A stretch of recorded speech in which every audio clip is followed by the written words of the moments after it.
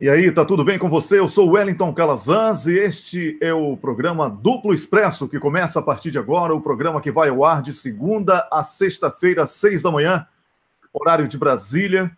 Eu estou falando a partir de Estocolmo, capital da Suécia, e comigo o Rômulus Maia, que está em Berna, capital da Suíça. Alô, Rômulus, bom dia. Bom dia, Wellington Calazans. Bom dia para você que está nos ouvindo. Opa, deixa eu centralizar aqui, agora está melhor. Nessa quarta-feira, 21 de fevereiro de 2018, Wellington, eu acho que finalmente a gente vai conseguir passar da pauta que a Globo tentou impor, né? Porque hoje a gente vai receber aí o deputado Celso Panceira, que é vice-presidente da Frente Nacional pela Defesa da Soberania, junto com Samuel Gomes, nosso assessor, nosso consultor para assuntos da institucionalidade brasileira.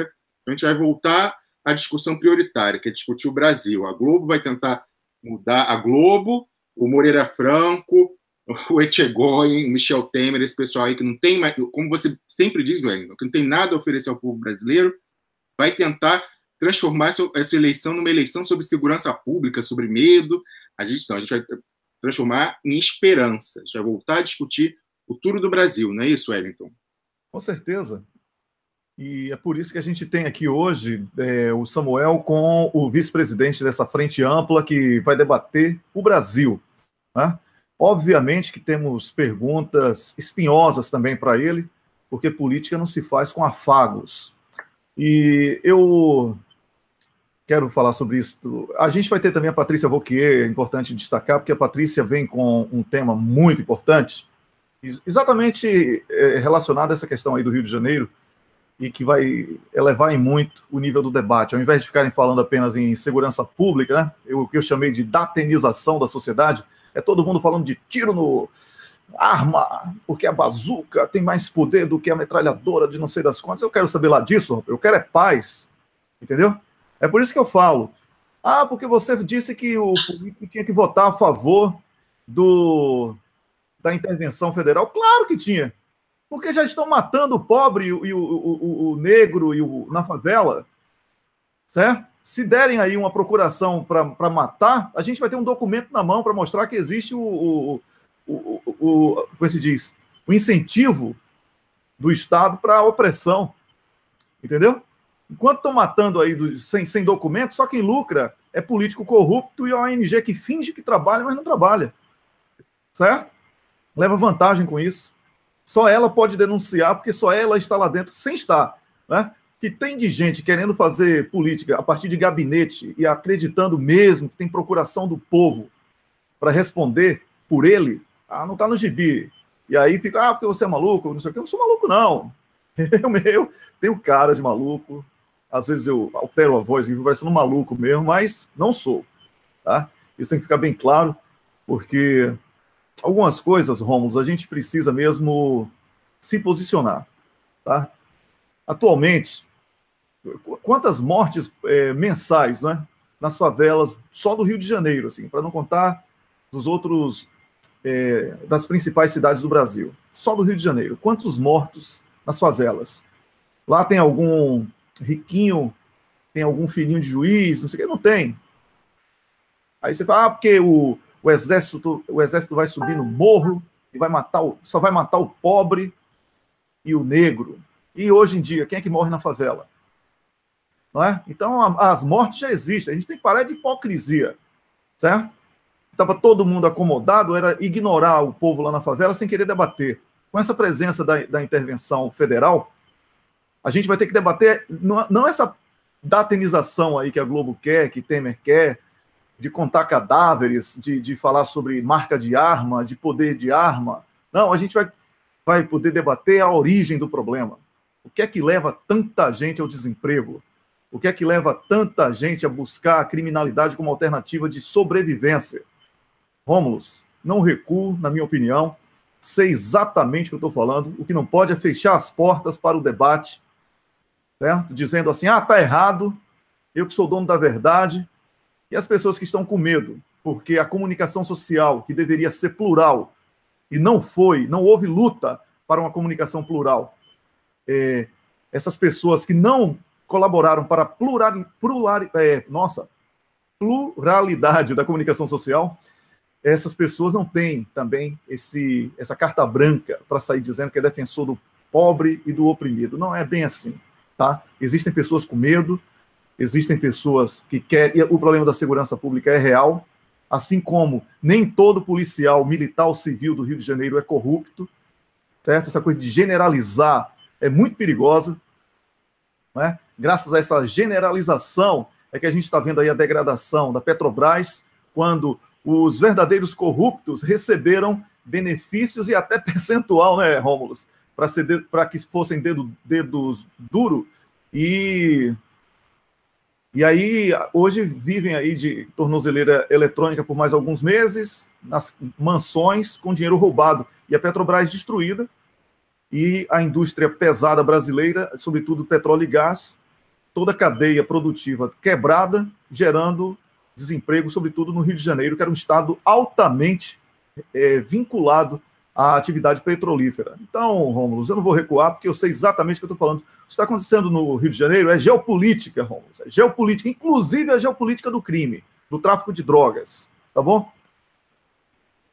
Muito bem, Wellington. Olha, eu devo dizer que eu tenho orgulho de participar desse programa, porque muita gente aí que nos acompanha não concorda, até pessoas próximas a gente não concordam, vieram criticar. Estou vendo aí nosso amigo Yorkshire falando é para matar mais.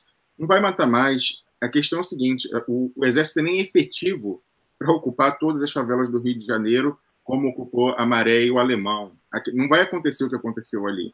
O Exército vai ficar na rua, nos pontos principais de cruzamento. É muito mais um elemento de dissuasão do que propriamente aquela ocupação que a gente viu nessas operações. Não tem nem efetivo para fazer isso. Então é mais um elemento de dissuasão. Mas você coloca muito bem a questão, André, quando você diz que isso trará o holofote, porque, gente, todo mundo sabe que não vai dar certo. Tipo assim, a médio prazo, no princípio, por esse elemento de dissuasão, há uma retração do crime, há também um aumento da sensação de segurança pelas pessoas verem os militares naqueles pontos, é um policiamento, entre aspas, visível. Então, isso vai ver. Mas no médio prazo, todo mundo vai ver que não vai diminuir. Aliás, assim, até a gente pode ver porque tem um risco de uma sobrevida de alguns meses, porque a Globo vai ficar martelando que deu certo, que não sei o quê, que agora que tá bom, blá, blá, blá. E aí, como eu falei, assim como a sensação construída era artificial, a nova sensação de aumento da segurança também vai ser construída artificialmente.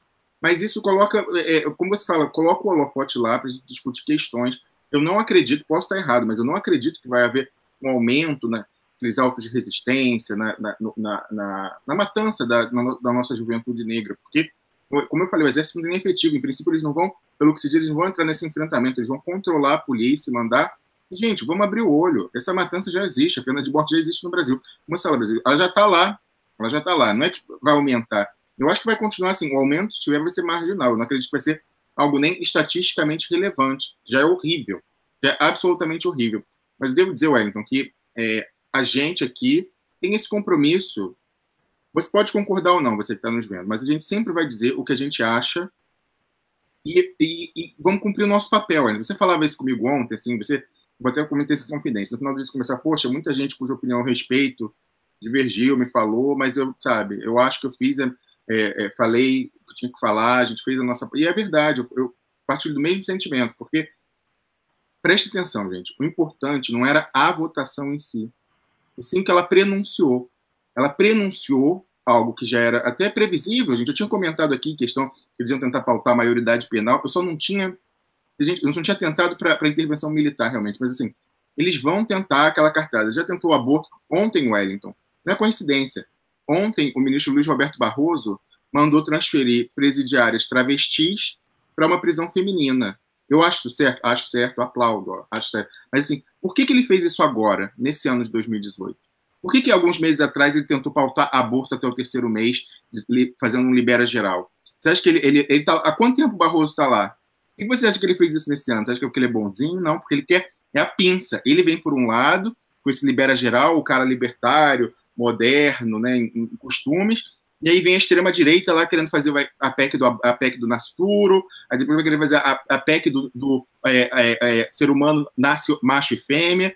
Por quê? Eles querem fazer a pinça e sequestrar a esquerda, tem uma posição que é minoritária na sociedade nesses temas, aí, assim como segurança pública, a maioridade penal, aborto, identidade de gênero, todas essas questões, as minoritárias, então eles querem trazer o debate para isso, em vez de discutir o projeto do Brasil. Essa é a questão. Então, aqui, Wellington, a gente, na verdade, a gente fez esse alerta e bateu de frente com muita gente para alertar que a gente não pode cair na pauta deles, a gente não pode se deixar sequestrar na discussão de 2018. Então, aí as pessoas falam, mas a votação, depois ninguém vai nem lembrar. Não era a votação, a gente criticou a resposta, principalmente, a resposta por default. Falaram, intervenção militar. Aí começou um pessoal lá, é 64, é militarização, é não sei o quê, porque é violência, vamos olhar a estatística. Aí começaram a discutir a matéria de fundo. Quando aquilo não quer discutir matéria de fundo, aquilo é uma marketagem. Era para falar o quê? Isso aqui é um diversionismo, porque eles não querem discutir Brasil. Por que eles estão falando disso agora? E aí você falou, Wellington, uma coisa engraçada, a última inconfidência que eu vou cometer, você me desculpa. Você falava assim que ontem a gente viu o senador Roberto Requião, ele antecipou o voto dele no Facebook. Aí você falou que um assessor conversava com você e falou assim, poxa, Wellington, você conversou com o Requião antes dele fazer esse voto? Ele falou, não, por quê? Poxa, porque ele está super em linha com você. Aí falou assim, mas não precisava conversar, era o óbvio. O que o Requião falou? Muita gente de esquerda vai ver o voto do Requião e não vai gostar, que ele cita a entrevista que aquele general Heleno deu na Globo News, que é uma pessoa fascistoide. Mas aí o Requião fala, é uma pessoa que eu respeito, conheci, algumas coisas que ele falou eu divirjo. Não, o pessoal quer, esse pessoal que está na bolha da rede social, eles não entendem que eleição majoritária você tem que federar, e você tem que trazer pessoa que não concorda com você. Então, o Requião está fazendo isso, ele tem interlocução com esse pessoal. Não, a gente, com 30% não se ganha eleição presidencial, minha gente. A gente tem que federar. E aí o Requião fala, olha, conheci, discordei de um ponto que ele falou lá, mas olha, e tal. E aí o que o Requião fez? Olha, eu não vou votar contra simplesmente, porque isso seria ignorar esse clamor da população do Rio, mas também não posso votar a favor, porque isso não vai remediar as causas. A causa é a destruição da economia do Rio de Janeiro pela Lava Jato, pela política econômica do governo federal. Então, eu acho que, nesse caso, devo me abster. Não interessa, ele podia até votar contra, mas só dele pautar e dizer o problema é a política econômica, o problema é isso aqui, trazer o debate político natural que eles tentaram mascarar. O principal ponto era falar, estou votando contra, podia até votar contra o que fosse, mas assim, não entrar no debate de fundo. Não era para entrar no debate de fundo. Era para falar, isso aqui é uma marketagem, denunciar, estão fazendo a mesma coisa que tentaram no Rio em 86, é o novo plano cruzado. Esse era o ponto. Entrar no debate de fundo de violência pública é o que eles querem para 2018, Hélio. Pois é, Rômulo. Vou mudar aqui a tela de novo. Vamos lá ver o que o público está querendo falar com a gente hoje, não é? Bom dia, é isso mesmo, Ana Gonçalves. Eu não vi o que a Ana Gonçalves falou, aí lascou tudo, né? Adonise. O japonesinha do Geisel anda de jato particular e mora na Flórida. A corrupção da Petrobras é antiga. Certo. Eu concordo, Adonise. A corrupção é antiga. A Maria Augusta está dizendo que manter o debate é fundamental. É isso. Concordo também. Indispensável, né? Mas debate. Aí eu, para provocar e mudar o tema, esse negócio de segurança pública, eu escrevi de propósito ontem, vamos lá no meu... Isso fechado, a página é fechada, hein? Atenção. Não foi na página Wellington Calazans Debate que eu abro o debate para o público. Aqui eu faço com potenciais amigos, conhecidos e ideologicamente identificados, para eu não ficar todo dia perdendo um tempo danado respondendo 1 milhão de perguntas, né? Aí eu coloquei lá. Vou tentar ler aqui o que eu escrevi, para não reproduzir errado, né? Então, mas eu coloquei algo sobre Lula, na verdade sobre o eleitor, né? Porque o que acontece, Rômulo? A gente tenta promover aqui o debate todos os dias, né? A gente chama para o debate todos os dias, inclusive com opiniões, às vezes, bem diferentes das que são colocadas aí por outras pessoas. Aí eu escrevi assim, ó, a militante de esquerda que tudo que consegue expressar é Lula 2018. Lula é o meu candidato, mas política é mais do que isso. Enfim, isso aqui foi uma crítica ao que eu chamo de Lulominions. É aquela pessoa que vota em Lula, mas não quer saber se Lula vai ter um vice de direita, se Lula está realmente comprometido com questões indispensáveis como a democratização da comunicação social, com outro tema, a reforma política, a reforma do Poder Judiciário. Então não é votar em Lula, eu sempre votei em Lula, desde quando ele perdeu lá. E a única vez que eu me arrependo de ter votado em Lula foi em 89, quando Brizola era candidato, e eu não conhecia bem Brizola na época. O Brasil não tinha essa integração, a Globo era o único meio de ligação do país e não falava de Brizola, então não conhecia tão bem a história de Brizola. Então, o Romulo está chamando aí certamente a Patrícia, né? Não sou eu não, Wellington. Eu acho que alguém te ligando. Então, isso aí é Camila que resolve. Camila, entre em contato com o pessoal que está tentando ligar para a gente. Tá, isso é errado. A gente que liga. É só pegar o link. Tá? Durma com um barulho desse agora. Não tem nem como atender isso aqui, Romulus. Deixa lá. Então, eu estava falando o quê mesmo, Romulus? Fui totalmente... Você estava falando da questão. Então, Brizola era menos conhecido por mim. Eu me arrependo. Porque se eu tivesse votado em Brizola e Brizola tivesse chegado e venceria Collor, porque não iria ter medo de papel vazio, né, colocado por Boni, para que Collor metesse medo.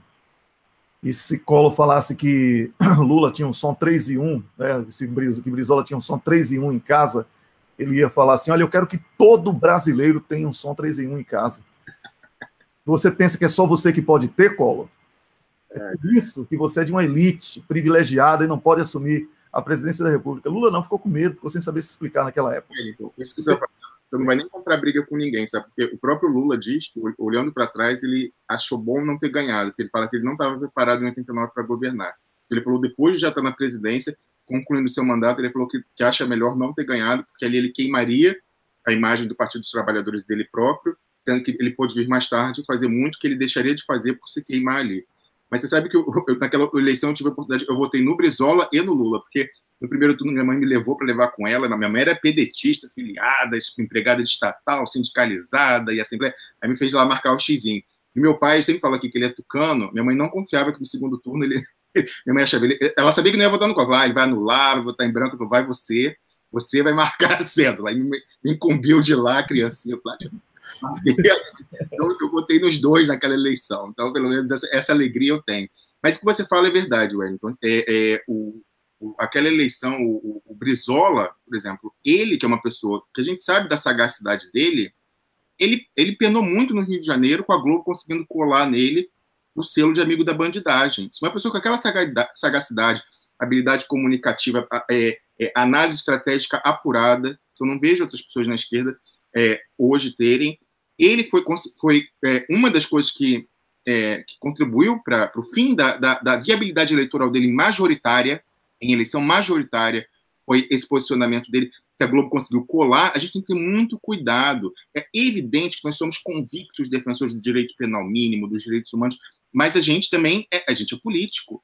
Né? A gente está tentando fazer uma militância política. A gente quer ganhar, a gente não quer ficar só marcando posição no parlamento com deputado com minoria, deputado minoritário. A gente quer ganhar a eleição majoritária, porque sem caneta não se faz nada. A gente precisa da caneta. E para conseguir a caneta, a gente tem que federar e trazer as pessoas que não concordam com esse ponto de vista. É a única maneira. Eu desafiei, Wellington, muita gente aí da militância do PT veio contar, não sei o quê, porque tá errado. Eu falei assim, eu desafio, eu quero ver vocês acharem um áudio, uma entrevista do Lula falando sobre intervenção federal e falando o que os deputados ficaram falando lá. E a 64 voltando. Porque não sei o quê, porque a violência não está tão grave. Eu quero ver alguém achar um áudio do Lula falando que a violência não justifica a intervenção. Eu quero ver o Lula fala com o pobre, essa é a questão. É aquela questão, quem quer falar pelo pobre e quem fala com o pobre. Eu botei para ilustrar hoje que eu publiquei ontem aquela foto das caravanas, Lula cheio de gente. Eu quero ver, o pessoal quer se arvorar o dia de falar pelo pobre, sem nem falar com o pobre. Então não adianta. Aí um cientista político me respondeu no Twitter, então falando do descolamento do aparelho político, né, das pessoas que estão profissionalmente na política, das bases, aí mostrando que no Rio de Janeiro, quando o Lula é retirado, 40%, quase metade das intenções de voto no Lula, migram para o Bolsonaro. Isso é uma realidade. É um dado fático. Entendeu? Que é isso do prende e arrebenta, não sei o quê. A gente quer alienar essas pessoas porque esse eleitor é um lixo, eu não quero ele. Pô, beleza, você ficou com a sua pureza, né? É melhor até ir para o pessoal que é dessa escola. Mas ele não governa, não tem caneta, então você não faz nada. Quem não concede concessão política é você construir consensos.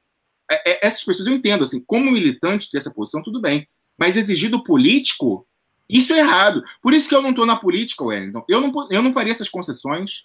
Eu, como analista, entendo, mas eu, pessoalmente, não conseguiria. Então, por isso que eu não me candidato. Agora, você, como militante, exigir que o político não faça concessões, isso aí você condenar ele a ser inviável em eleição majoritária. Então, eu desafio novamente o Lula, que sabe tudo de política, que é um nato, eu desafio alguém a achar um áudio dele falando o que os militantes gostariam para descriminalização do aborto. Eu desafio a achar alguma coisa dessa falando sobre essa questão da intervenção federal e da violência, falar que a violência estatisticamente não aumentou, que não é mais alta. Não, ele fala com as pessoas, ele sabe que é um suicídio eleitoral. Essa é a questão, Wellington. Ô, Rômulus, então, só para completar aqui. Então, eu votei errado em 89, que eu deveria ter votado em Brizola, tá? E aí depois eu votei em Lula todas as vezes e depois em Dilma, certo? E agora vou lutar, estou lutando. A gente traz aqui pessoas que falam sobre a defesa de Lula. A gente está em contato com a defesa de Lula, mas eu reclamo. Olha, o trabalho de Dr. Zanin não pode ser, não só eu, Rômulo também, não pode ser o trabalho dos políticos. Político tem que falar de política. Quem tem que falar lá de petição, embargos infringentes, de embargo de declarações, ilabá e tudo isso é Dr. Zanin. Nós temos que falar de política, certo? Aí, tem eleitor que só fica escrevendo isso aqui, inclusive aqui no nosso programa, Lula 2018, Lula 2018. Quem faz isso não pode criticar quem escreve Bolsonaro 2018, porque é a mesma coisa. Se você falar assim, Lula 2018, porque eu acredito no Brasil, porque a soberania nacional é uma bandeira que ele já provou defender. Lula 2018, porque ele inseriu 40 milhões retirou 40 milhões de pessoas da miséria. Aí você vai estar fazendo política. Não vai você vir só com hashtag Lula 2018 e transformar isso no seu discurso de uma pobreza gigantesca. Pobreza que eu falo de pobreza intelectual, tá? Não tenho nenhum preconceito contra pobres, até porque eu luto para que ele deixe de ser pobre. Meu lema é caviar para todos. É esse o meu lema. Não tem hipocrisia comigo, certo? Agora, a gente tem que começar a gostar de falar de economia e de política. Essa coisa de ficar falando de assistencialismo enche o saco e não leva ninguém a lugar nenhum, tá? A gente não fala nada sobre economia praticamente com o povo. Porque o povo não entende isso. O povo não entende isso exatamente porque ninguém fala sobre isso com o povo. É preciso debater os assuntos que transformam com as pessoas para evitar essa coisa aí que o Rômulo falou. Se não votar em Lula, vai votar em Bolsonaro. Assim, nada a ver uma coisa com a outra. Mas a culpa é do eleitor? Não, a culpa é de quem esteve à frente do poder durante 13 anos e não peitou a principal inimiga do Brasil, que é a Rede Globo. Certo? Quando o Lula tinha 80 e tantos por cento de popularidade, com a Olimpíada, a Copa do Mundo e não sei o que lá, ao invés de botar na TV Brasil e fortalecer a TV Brasil para a gente ter um canal plural, ele jogou tudo permitiu que a Globo continuasse com o monopólio.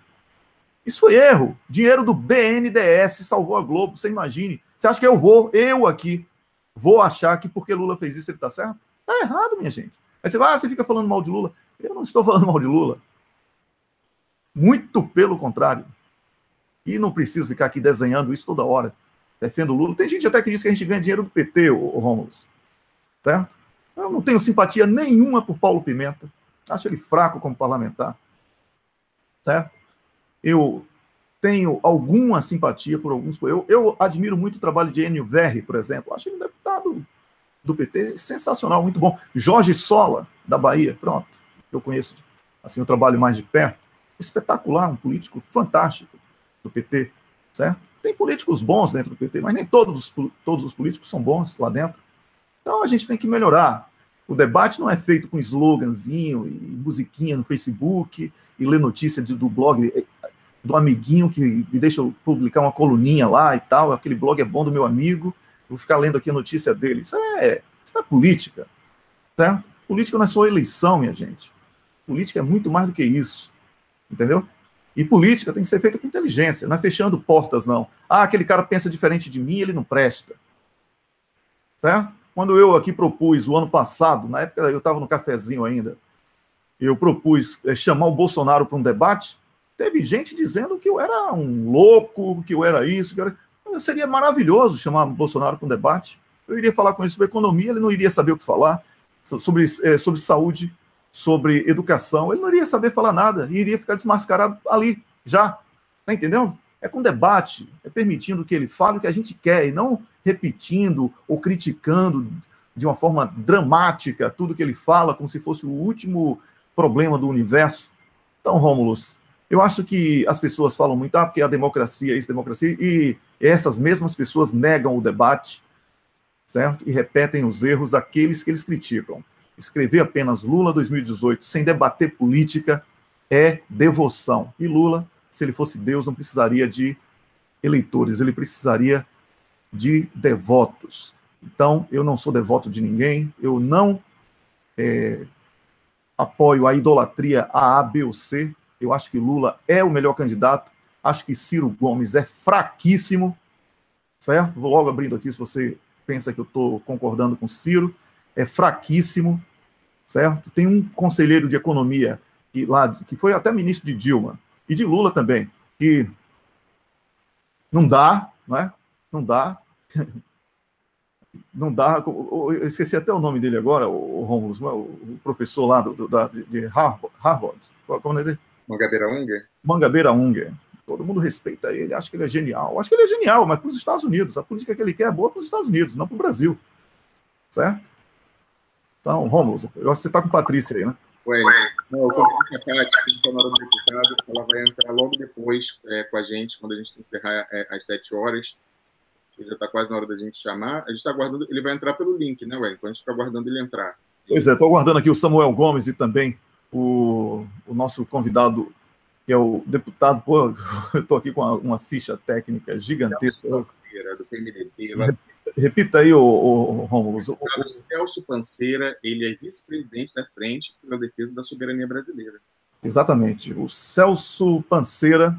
Teve, né, Wellington, ontem a atividade de lançamento lá do manifesto das 4 fundações partidárias, voltando a discutir programa, prioridades, a defesa da democracia brasileira, a defesa da soberania, a defesa dos interesses nacionais, para discutir com isso, mas eu gostei muito, Wellington, que eles vão falar, vão vincular nisso a intervenção federal, a guerra híbrida, porque é verdade, isso aí está inserido, tudo isso está inserido no contexto. É guerra híbrida, exatamente. Foi um mecanismo de guerra híbrida usado para evitar que a gente fale do que tem que falar.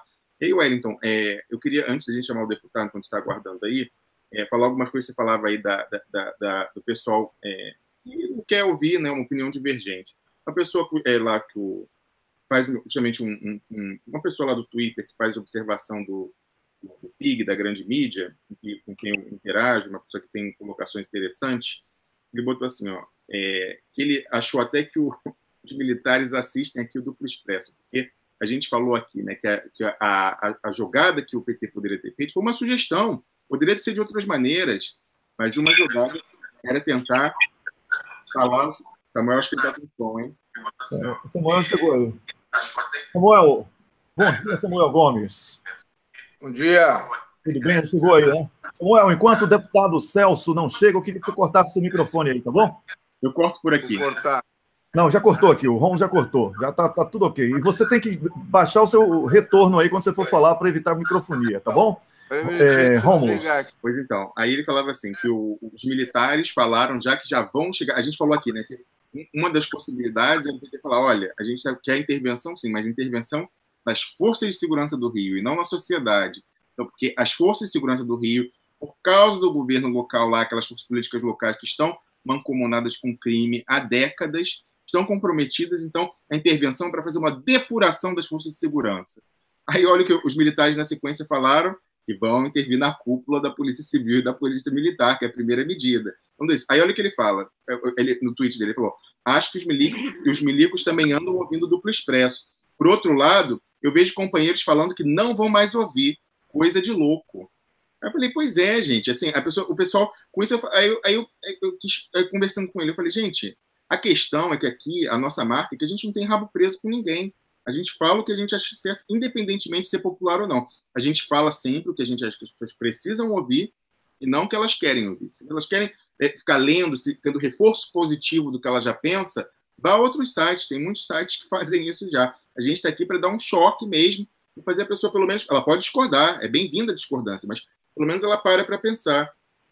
A gente não tem medo de entrar em dividida, a gente sabia que ia ser minoritária no seio da esquerda a visão que a gente trouxe aqui, mas ela era importante ser dada para fazer refletir. Quem sabe para frente o pessoal já não pensou, respondeu por default, né, no automático, mas quem sabe na próxima que vier isso, já vão ser mais nuançados e falar, não, olha só, isso aqui, né, pegar a verdadeira pauta que era o diversionismo, que era a pegadinha eleitoreira, entendeu? Eu acho que isso ajuda a fazer diferentes vetores para, na soma resultante desses vetores, ir para um lado mais adequado do ponto de vista da estratégia política eleitoral. E aquela questão, Wellington, você falava aí do presidente Lula, eu acho que, mais uma vez, esse episódio comprovou que a gente tem que lutar com ainda mais afinco para ter o Lula como candidato, sabe? Porque, como eu falei, ele nunca entraria nessa roubada aí de falar o que esses deputados falaram. Eu fico com muito medo, depois dessa, falando da intervenção, o que vai ser da esquerda brasileira quando não tiver mais o Lula. Eu espero que esse dia demore décadas e que ele, esse ano, possa concorrer, porque eu fiquei muito assustado. O Lula, ele fala com o povo, ele entende. Por isso que a pessoa, mesmo lá a pessoa ignorante política, que quer votar no Bolsonaro, prefere ainda o Lula, porque ele tem diálogo, tem interlocução. Esse pessoal do lado da esquerda, dos 30%, tem o Lula, esse pessoal não dialoga, não é? Aí tocaram a campainha aqui. Essa é a questão. Aí a gente sempre fala, força, em vez de falar esquerda, muitas pessoas falam forças populares. O que é força popular? Popular é de povo, o que é popular tem popularidade. Essas forças populares, elas são efetivamente populares? Ou elas são a vanguarda da vanguarda popular revolucionária, aquela minoriazinha já iluminada que quer levar adiante a briga? Porque, realmente, sim, a força popular vem de povo, você tem que conversar, ver o que é majoritário. Evidentemente, você tem princípios que você não vai ultrapassar, mas você tem que manter interlocução, você não pode dizer, é um idiota, não vou falar. Você, como militante, fala isso, não é adequado, mas até vai. Agora, exigir isso de um político, aí é o fim. Aí a gente vai ficar lá com os deputadinhos, né, meia dúzia lá, marcando posição, e nunca mais pegar caneta, né, ganha majoritária, pega caneta para mudar a realidade. Aí tudo bem, é aquela pessoa de princípios. Eu acho que esse eleitor deveria migrar para o PSOL. Essa é a posição de não fazer compromisso, de não. Essa é a posição do PSOL. Eu acho que o PT é a esquerda que quer governar efetivamente, não é de marcar posição.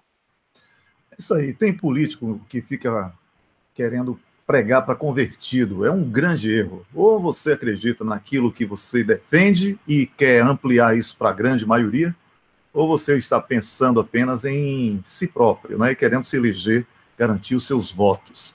É por isso que eu acho que o debate político é fundamental. Eu vou chamar logo o Samuel aí, enquanto o deputado Celso, porque o deputado Celso já até testou, o assessor dele estava mais cedo aqui com a gente, já testou o som, já estava tudo certo.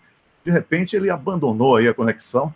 Será que é porque eu falei que vai ter pergunta espinhosa para o deputado dele? Eu acho que não, né? Samuel já está com o microfone aberto, Samuel. Samuel, você já pode falar aqui comigo. Bom dia, Samuel, bem-vindo, é um prazer tê-lo aqui mais uma vez. Bom dia. Pois é, gostei aí do cenário, bandeira do Brasil atrás, é isso aí, os símbolos não são deles, os símbolos são de todos os brasileiros que acreditam no Brasil, parabéns, o Rubens já tinha feito isso aqui também no comentário, eu vou acabar botando a bandeira do Brasil também aqui atrás uma hora dessa, eu acho que a gente tem que ter orgulho de dizer que defende o Brasil sem esse rótulo de que o socialismo é uma coisa de comunista, como se comunista fosse um problema. O comunista é maravilhoso, né? Comunista é maravilhoso, minha gente. Não, comunista não come criancinha. Tem que dizer isso ao povo. Ô, Samuel, hoje nós vamos falar sobre um assunto com um deputado que não chegou ainda, mas ele vai chegar daqui a pouco, que é guerra híbrida. O Brasil está sob ataque, Samuel. Nós temos falado muito sobre isso. Você já levantou de forma en passant aqui em outras participações suas. Eu queria que você explicasse ao nosso público, com a sua sabedoria e com a sua experiência, sua vivência política em Brasília, com diferentes setores da política brasileira, qual o principal argumento que pode ratificar isso que nós estamos denunciando aqui, existência de um ataque ao Brasil, essa guerra híbrida que os brasileiros sequer percebem que estão sendo vítimas de um ataque. O deputado já chegou aqui. Samuel, então, antes de você responder essa pergunta, eu já vou cumprimentar o deputado que já chegou aqui, já que o som do microfone dele está ligado. O deputado Celso, bom dia, eu sou o Wellington Calazans. E comigo está o Rômulo Maia e também o Samuel Gomes, que nós vamos conversar aqui. Deputado, seja bem-vindo ao Duplo Expresso, um prazer tê-lo aqui. Bom dia, Wellington. Bom dia, meu amigo Samuel. Bom dia, Rômulo. Eu não estou enxergando vocês estão me vendo aí? Sim, estamos vendo. Está tudo ok, deputado, está tudo bem aqui, pode ficar tranquilo. Deputado, eu tenho uma pergunta aí que é do público, e essa pergunta eu tenho que fazer, porque quando a pergunta do público ela é repetida por mais de 5 vezes, a gente tem, por premissa aqui do programa, fazer essa pergunta, não é?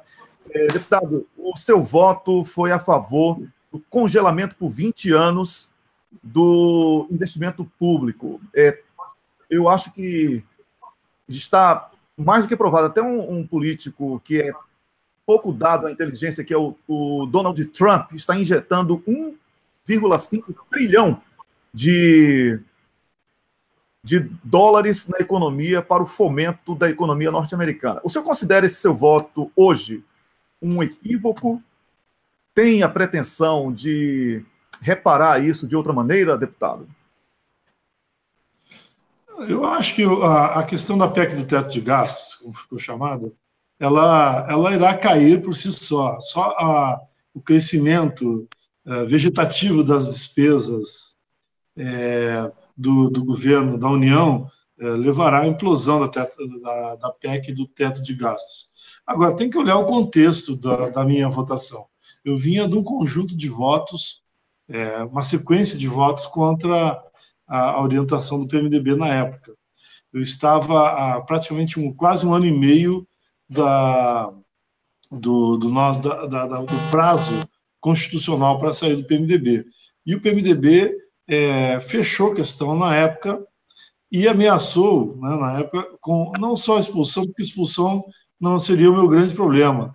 A grande questão é que nós estamos votando em fevereiro, em dezembro, fevereiro nós teríamos a mudança das comissões permanentes, essas coisas todas. Uma suspensão minha naquele momento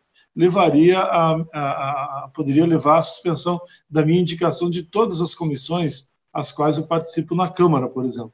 E eu, como todos os deputados do partido, nós tínhamos um grupo de 5 a 6 deputados que vimos votando contra a orientação do partido, naquele momento nós decidimos que nós iríamos fazer aquela votação junto com o partido exatamente para tentar reduzir, vamos dizer assim, o atrito interno dentro do partido, que era muito forte contra a gente. Eu vinha da votação contra o impeachment, da votação contra as mudanças na regra do pré-sal, da votação contra a medida provisória que mexia no ensino médio.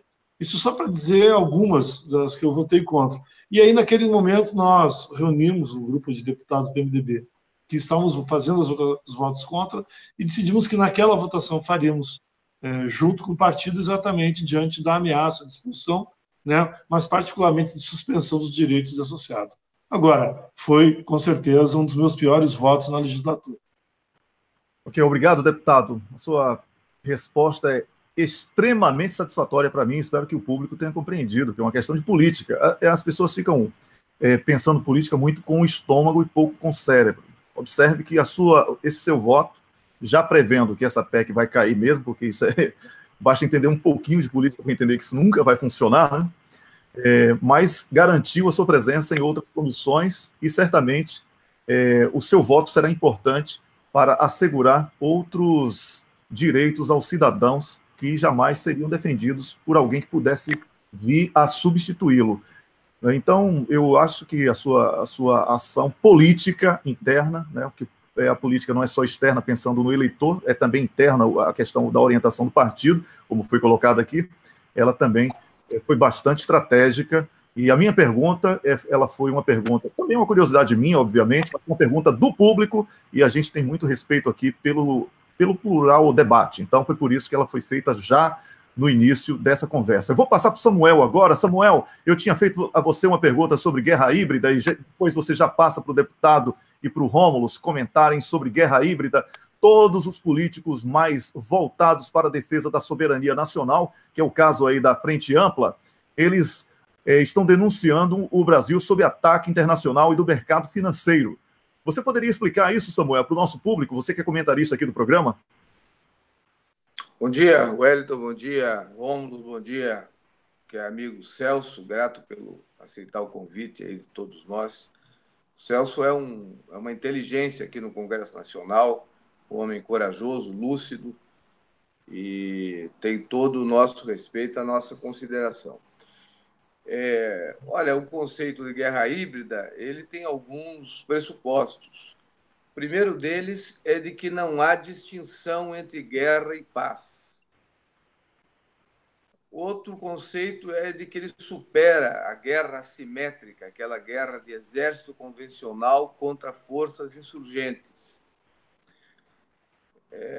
Outra ideia que nós vamos poder desenvolver é de que a guerra híbrida ela compõe, ela combina diferentes esforços para desestabilizar um Estado e que usa como centro de gravidade um determinado setor da população desse Estado para criar uma polarização na sua sociedade e desestabilizar. Também utiliza a cooptação de autoridades, de políticos mais destacados e dos principais responsáveis pela tomada de decisões. Nós, no Brasil, o conceito é novo, mas a experiência para nós brasileiros é antiga. Eu costumo lembrar que, em 1898, quando o presidente dos Estados Unidos convidou, né, na época, sua capacidade convocatória ainda não estava estabelecida, como é hoje, convidou os presidentes latino-americanos para irem a Washington e os disse na Conferência Pan-Americana, e disse o seguinte: olha, agora que nós expulsamos os europeus da América, ou seja, nós concluímos o processo de descolonização, nós agora somos todos brothers. Agora a América para os americanos.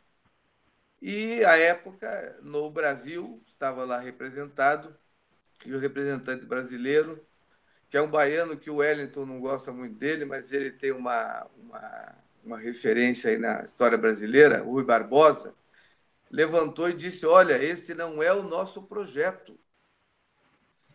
O Brasil, como diz o comandante Vilas Boas, não é que ele inventou, mas o Brasil é grande demais para não ter projeto. O Brasil não é um pequeno país. Quando uma pequena nação, ela naturalmente se coloca numa posição de satélite, ela aceita ser satelizada, porque para ela é bom, ela se incorpora a um projeto, a um grande projeto. O Brasil não pode fazer isso. O Brasil é grande demais para não ter projeto. Então, quando nasceu o Brasil e nasceu os Estados Unidos, nasceram dois projetos. Um projeto de dominação, de submissão, que é o projeto que os Estados Unidos têm em relação a nós. Eles realmente acham, não é o Trump, o Reagan, o Clinton, o Nixon, não, é o americano médio. Ele acha que nós somos o backyard, nós somos o quintal mesmo. E eles pensam que eles são dotados, que os puritanos, os pilgrims, foram para os Estados Unidos e naquela narrativa de que eles foram lá como salvadores, eles têm uma missão, a missão divina é dominar todos nós, que nós somos burros, somos feios, não trabalhamos, e eles têm que nos civilizar. Então, quando nasceu o Brasil e os Estados Unidos, nasceram esses dois projetos. O projeto que se antagoniza com este projeto de dominação é o projeto que, naturalmente, o centro de gravidade dele é o Brasil, porque o Brasil é o maior território, é a maior população, quinta população do mundo, quinto território do mundo, rico, terras férteis, água, petróleo, commodities minerais. Então, naturalmente, é o Brasil que tem a missão de centralizar um projeto de liberdade, de autonomia, de prosperidade e de paz na América do Sul. Os Estados Unidos são inimigos do Brasil. Os Estados Unidos, tudo que fazem em relação ao Brasil, desde que nasceram como nação, é nos tratar como inimigos para nos submeter. Quem não entende isso não entende nada. Não é que isso explica tudo. Isso pode não explicar totalmente o atraso do ônibus e a falta de esgoto na frente da casa, mas se quiser também explica. Mas sem isso nós não conseguimos entender mais nada. Obrigado, Samuel. Excelente introdução. A gente defende aqui, deputado Celso. Eu vou passar depois para você, tá, Rômulo? Primeiro vou voltar aqui para o deputado rapidinho. Deputado, a gente defende aqui que é preciso dar nome aos bois. Durante muito tempo, o brasileiro ficou sem saber o que é inimigo externo, o que é invasão norte-americana. Inclusive, o cientista político Moniz Bandeira, que faleceu no mês de novembro, falava muito sobre isso, a presença dos Estados Unidos da América no Brasil, e tudo isso que hoje chamamos aí de guerra híbrida. O senhor concorda que é importantíssimo? Eu não sei se é assim, dessa maneira, do ponto de vista político, seja tão interessante, e de declarar os Estados Unidos da América inimigo, assim, de forma tão aberta, mas, pelo menos, levantar o debate para mostrar que, historicamente, amigo ele não tem sido, deputado. Não, eles são uma nação que tem seus interesses, né? Não é à toa que são a potência que se transformaram. E a defesa dos interesses deles, obviamente, é prioridade para eles, sempre foi, né? A gente acompanha isso historicamente, né? E continuam fazendo isso. E a conjuntura política é do qual a gente tem que ficar olhando melhor. A América Latina ela vive de momentos, vamos dizer assim, políticos, né? Esteve os anos 50, uma conformação um pouco mais de luta pela independência das nações. Depois, os anos 60, um conjunto de ditaduras, né, comandadas por militares. Isso depois veio caindo, e aí um momento de contestação muito forte, que foi os anos 80 até o início dos anos 90. Depois, quando o Menem foi alçado ao poder, veio o que a gente chama de neoliberalismo, que aqui se refletiu também, teve o Fujimori, aí teve o Fernando Henrique Cardoso, e aí depois tivemos um momento em que eu acho que se abriu quando mudou o regime na Venezuela, né, chamado bolivarista, e se abriu um momento em praticamente toda a América Latina. E agora a gente está abrindo um outro momento, um momento mais conservador, um momento mais neoliberal. Nesses momentos, me parece que a política norte-americana é de atacar as conquistas que, no momento anterior, os países soberanos da América Latina construíram através de governos independentes, vamos dizer assim, que constroem uma política independente. E o que nós vivemos agora na América Latina é um conjunto de ações dos quais as forças econômicas do neoliberalismo avançam sobre as conquistas sociais, notadamente as políticas de distribuição de renda, que o Brasil é um exemplo disso, através do Bolsa Família, o Minha Casa Minha Vida, e obras de infraestrutura como o PAC, que não os interessa, e vão no eixo, né, no âmago, no centro da economia, que no nosso caso é a política de mudar toda a legislação e da exploração do pré-sal, né?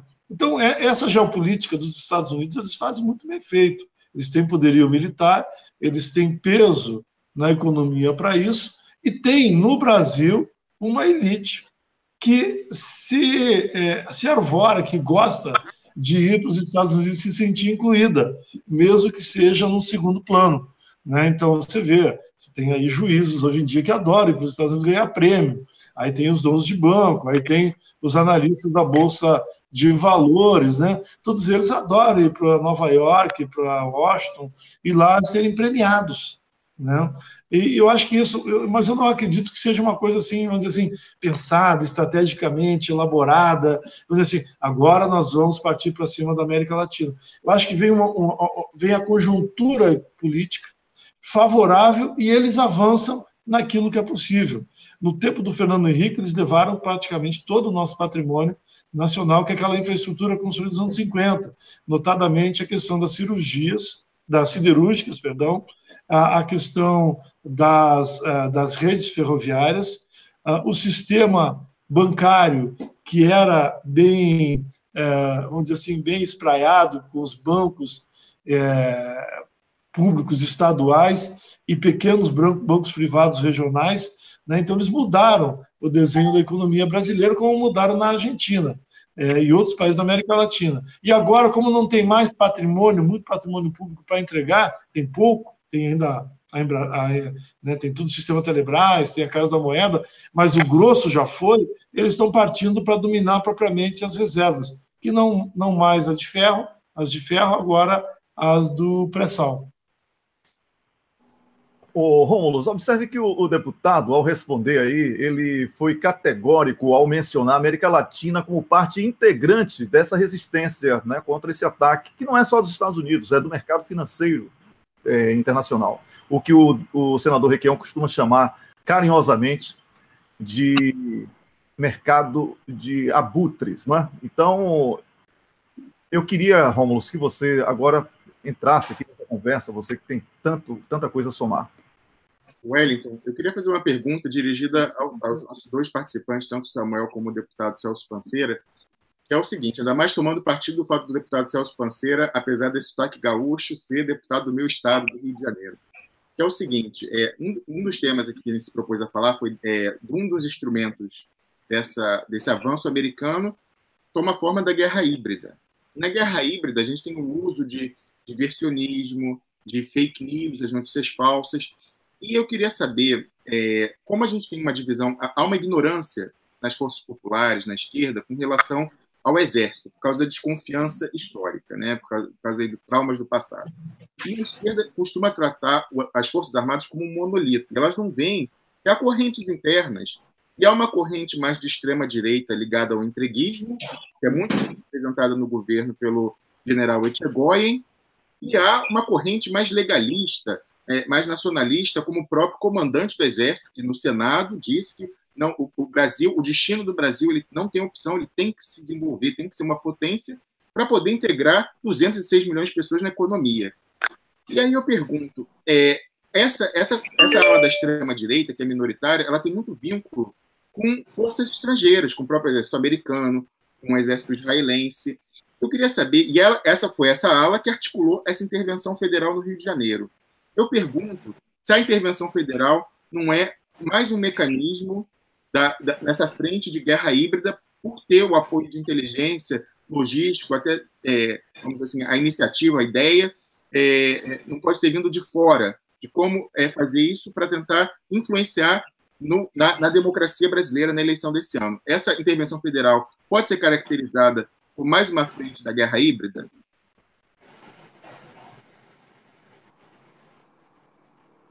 Deputado. Olha só, eu acho que nós temos um grupo oportunista no poder, tentando sobreviver de todas as formas, e houve um assustamento desse grupo com a situação social revelada ao longo dos dias do Carnaval. Esse é o primeiro elemento. O Carnaval assustou o governo, na minha visão, porque em todo o país se tinha demonstrações de ações fortes, de massa, contra o governo, né? Gritos a favor do Lula lá, fora Temer, o vampirão da Tuiuti, o próprio samba-enredo da Beija-Flor, um samba-enredo muito forte, o samba-enredo da Mangueira, né? E você via isso no Brasil inteiro. Esse é o primeiro elemento. Segundo elemento, a constatação por parte do governo de que o governo tinha acabado. Isso chegaria dia 20, né, ontem, e o governo não teria os votos para a reforma da Previdência e perderia toda a sua pauta. Então, eu acredito que eles perceberam que era necessário trabalhar alguma ação contundente para não perder a pauta e não acabar com o governo. E eles deveriam estar trabalhando com um conjunto de possibilidades, né? Inclusive a intervenção militar, que me parece que foi a opção feita pela fragilidade do governo do estado do Rio de Janeiro, pela situação que se criou lá, ampliado pelas coberturas da Rede Globo ao longo dos dias do Carnaval, né, em que, para ela não mostrar a insatisfação das ações, das demonstrações sociais de contestação ao governo passou a mostrar a violência que o Rio de Janeiro já vive há um bocado de tempo, e eles tomaram uma atitude, né? Óbvio que aí as forças mais conservadoras, elas se assanham, e elas entram no processo, né, de forma oportunista também, para ganhar espaço e ampliar o seu espectro. E por isso que eu votei contra, inclusive, a intervenção, porque eu acho que essa é uma ação, ela é muito mais uma ação política para dar ao setor que hoje gira em torno do Temer, o DEM, o PSDB, o chamado Centrão, que é o PR, esses demais partidos, PSD, algum sentido para a disputa política. Porque no segundo turno só tem 2 candidatos. Um, eu não tenho dúvida que vai ser da esquerda, provavelmente o candidato do PT. O outro, se não fizesse nada, seria o Bolsonaro. E aí o que eles fizeram? Além de fazer uma intervenção e repor esse grupo no eixo da política e demonstrar uma nova agenda, eles esvaziaram o discurso do Bolsonaro e se preparam agora para montar uma frente para disputar a presidência e ir para o segundo turno contra o candidato das forças populares, que estará com certeza no segundo turno. E aí você tem os oportunistas de sempre, a direita, né?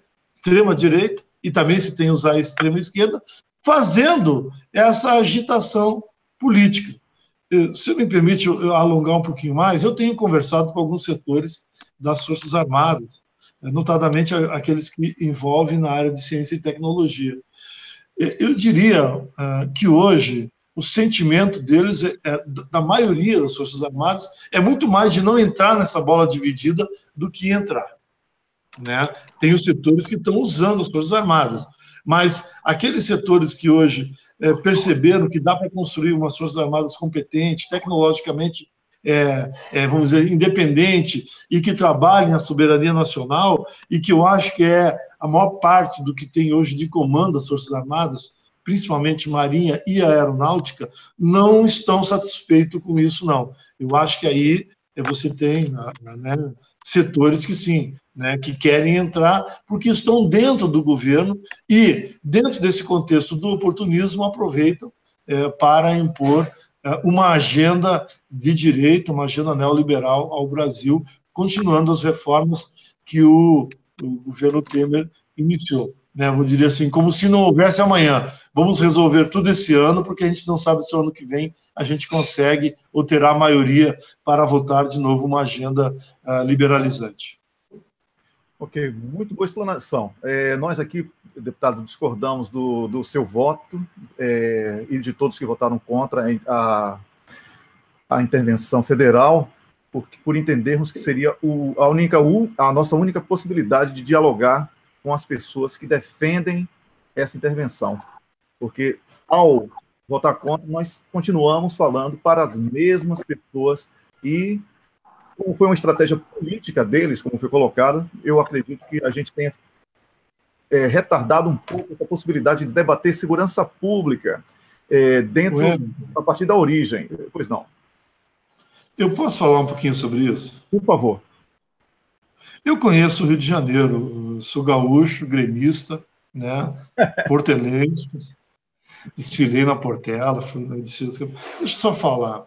O que eu acho é que eles vão, essa medida corre o risco de desmontar o pouco que tem ainda de linha de comando nas forças de segurança no estado do Rio de Janeiro, e quando chegar o mês de dezembro, a situação está muito pior. Não é um problema de diálogo.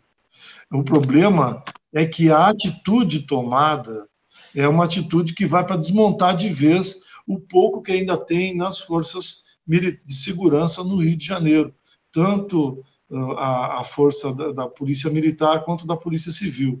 O que eu tenho defendido no Congresso, já tem mais de um ano que a gente conversa, inclusive, com o ministro da Defesa, com o general Etchegoyen, é que deveria criar uma força-tarefa com uma jurisdição especial na Justiça lá do Rio de Janeiro, tanto federal quanto na Justiça Estadual, mais um grupo de delegados federais de inteligência, e com um nexo direto com as forças policiais do Estado do Rio de Janeiro e com as Forças Armadas, para intervir pontualmente a partir de investigações muito bem feitas. O que se fez agora é uma atitude descabida, sem sentido, extemporânea, e que vai destruir. Tu imagina, agora o general que vai comandar lá vai nomear o secretário estadual de segurança.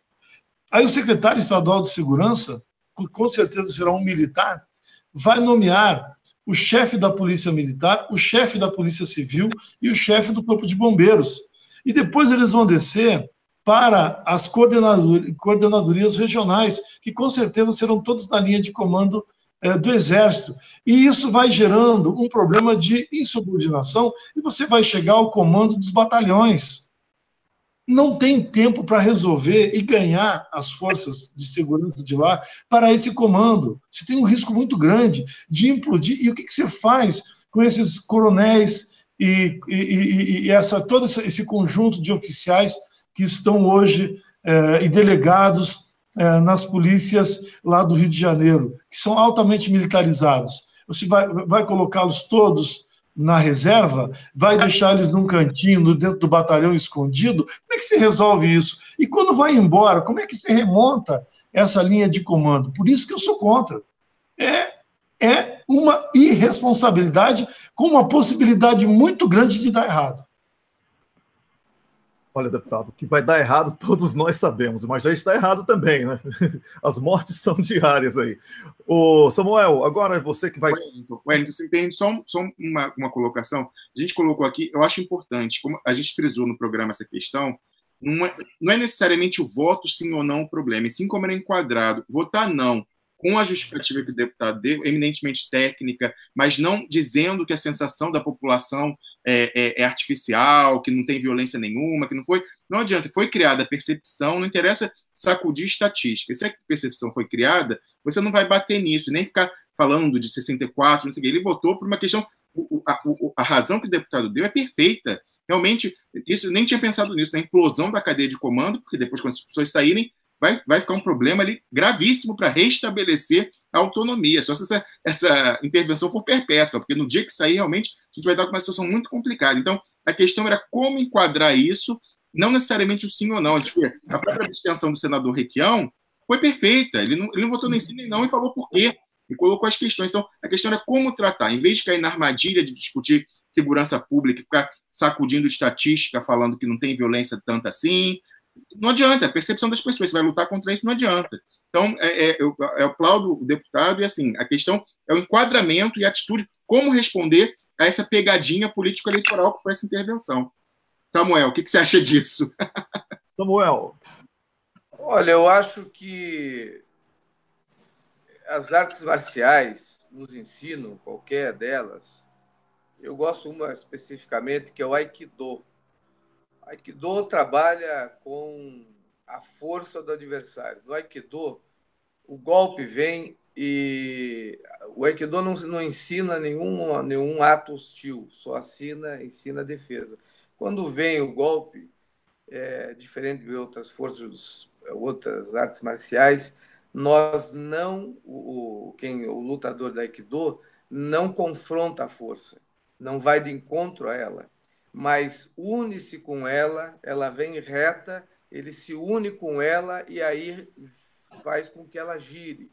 Muda o centro de gravidade e a toda a força, quanto maior a força do oponente, mais, à medida que o centro de gravidade se deslocou para o lutador, para a gente, mais disponível o inimigo está para qualquer movimento, para ser jogado, atirado ao chão, etc. E tal. Essa eu acho que é uma estratégia. Então, porque não há uma ação na política que não tenha alternativas de resultados. A política não é exata, é uma arte. Portanto, está certo o deputado Panzera, que, aliás, eu quero dizer que deu para ver muito bem, eu já havia conversado com ele ontem, o voto dele, ele é contra. Ele votou a favor por questões tais ou quais. Nós podemos até alguém ter uma opinião a respeito de se, diante das razões que ele coloca, ele deveria ter votado contra ou a favor. Ele, por razões tais ou quais, até de funções partidárias, seja o que for, ele votou a favor, mas ele é contra. É contra e explicou por que é contra. Mas é evidente que é um ato, um gesto do cenário tático. Né? Há um governo que perdeu, que estava na iminência de perder totalmente o controle do Congresso, porque estava dado por certo que ia perder a votação da Previdência. Mas quem está no poder tem o poder de agenda. E aí tira um outro tema da prateleira e bota esse no lugar. Quer dizer, essa é a diferença de quem está no poder e quem não está. Quem não está no poder político, no controle e o poder vale para tudo, vale não só para a presidência da República, como para a presidência das organizações Globo. Como quem está no poder dita a agenda e faz o movimento, mexe o tabuleiro. Quando mexe o tabuleiro, nós que estamos do outro lado, ou vocês estão do lado certo, eles estão do outro lado, nós estamos do lado do Brasil, temos que reagir da maneira mais inteligente possível para fazer com que eles paguem o preço do que estão fazendo.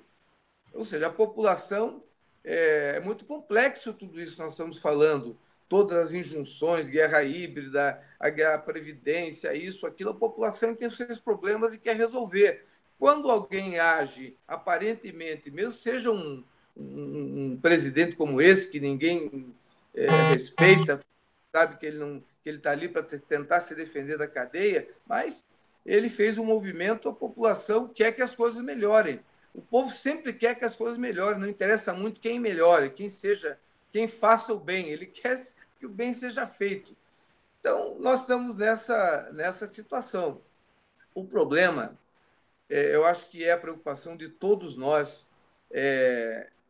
O Pancera levantou, o deputado Pancera levantou um aspecto que eu, particularmente, também não tinha atentado para ele, que é realmente esta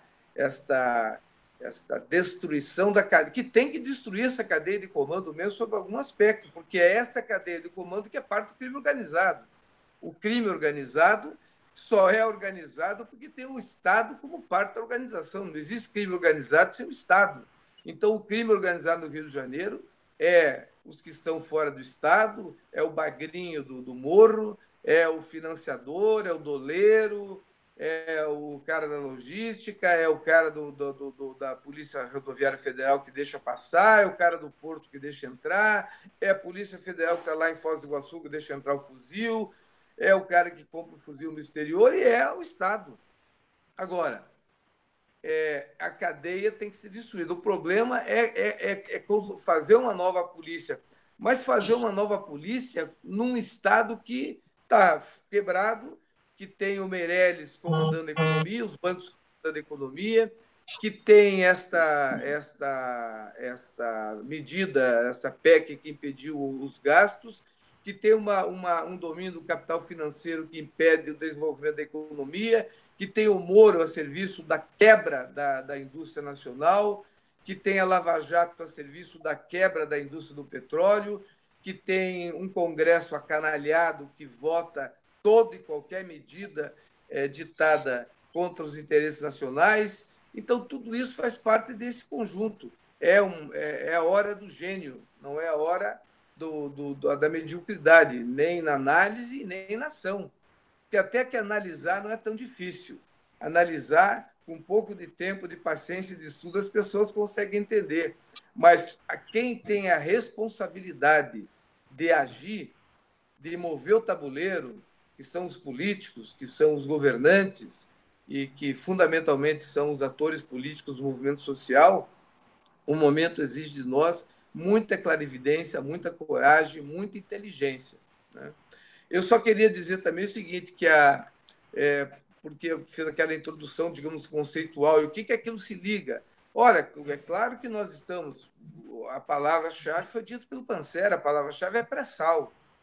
É pré-sal. Depois que nós descobrimos o pré-sal, se criou, dentro deste movimento de tentativa de dominação do Brasil, uma ação política muito clara. A espionagem na Petrobras, na Dilma, a NSA, tudo isso, né? Tudo isso está dentro desse jogo. A própria Lava Jato, a cooptação do judiciário, e esse movimento agora é apenas uma inflexão neste processo. E eu queria também lembrar o seguinte: os Estados Unidos, assim, não é? Eu vejo que eles têm uma atenção especial agora em relação ao Brasil, infelizmente, porque essa atenção é porque nós fazemos parte da necessidade de compor um tabuleiro na Mundial. O dólar, depois que o Nixon, em 1971, foi à Arábia Saudita fazer chantagem mafiosa, disse: olha, vocês têm todo o petróleo do mundo, eu tenho a maior força militar do mundo, portanto, eu vou te proteger e você só vende petróleo a partir de agora em dólar. E com isso ele quebrou o acordo de Bretton Woods, que exigia o padrão ouro. O dólar ficou pendurado nas forças militares do poder de destruição dos Estados Unidos. O dólar não tem lastro. E de um tempo para cá, ele foi enfrentado, primeiro pelo Iraque, e deu no que deu, a Líbia deu no que deu, e a China também está fazendo isso, está comprando ouro, está tentando trazer a sua moeda para a compra do petróleo. A Venezuela também já faz isso. Então, o pré-sal, nesse momento, é absolutamente fundamental para a sobrevivência dos Estados Unidos como protagonista, do dólar como protagonista. E as coisas se acirram.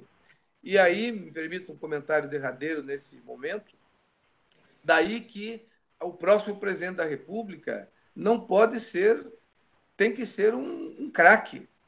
Nós precisamos ter um presidente da República que tenha a compreensão de que jogo é esse que está sendo jogado no mundo, que tenha a mínima compreensão, ou a máxima compreensão, de que país é esse que nós somos, qual é o nosso papel potencial, porque o papel, nós podemos ter um papel, o papel de ser o almoxarifado do capitalismo do mundo, um grande almoxarifado com água, com terra, com petróleo, com um povo vivendo em absoluta penúria, ignorante, dominado, ou podemos ser aquilo que potencialmente nós somos, um país que sirva de exemplo para a humanidade, criando na América Latina um território de prosperidade, de paz e desenvolvimento. É a hora do gênio. Pois é, a hora do gênio, Samuel, concordo. Ô, deputado, para concluir a sua participação aqui, eu gostaria de fazer uma pergunta que é um dos objetivos da Frente Ampla, que o senhor é o vice-presidente. A defesa da Casa da Moeda, né? Que seria mais um crime absurdo contra a nação brasileira, esse desmonte aí da Casa da Moeda. Ninguém ousou chegar a tanto.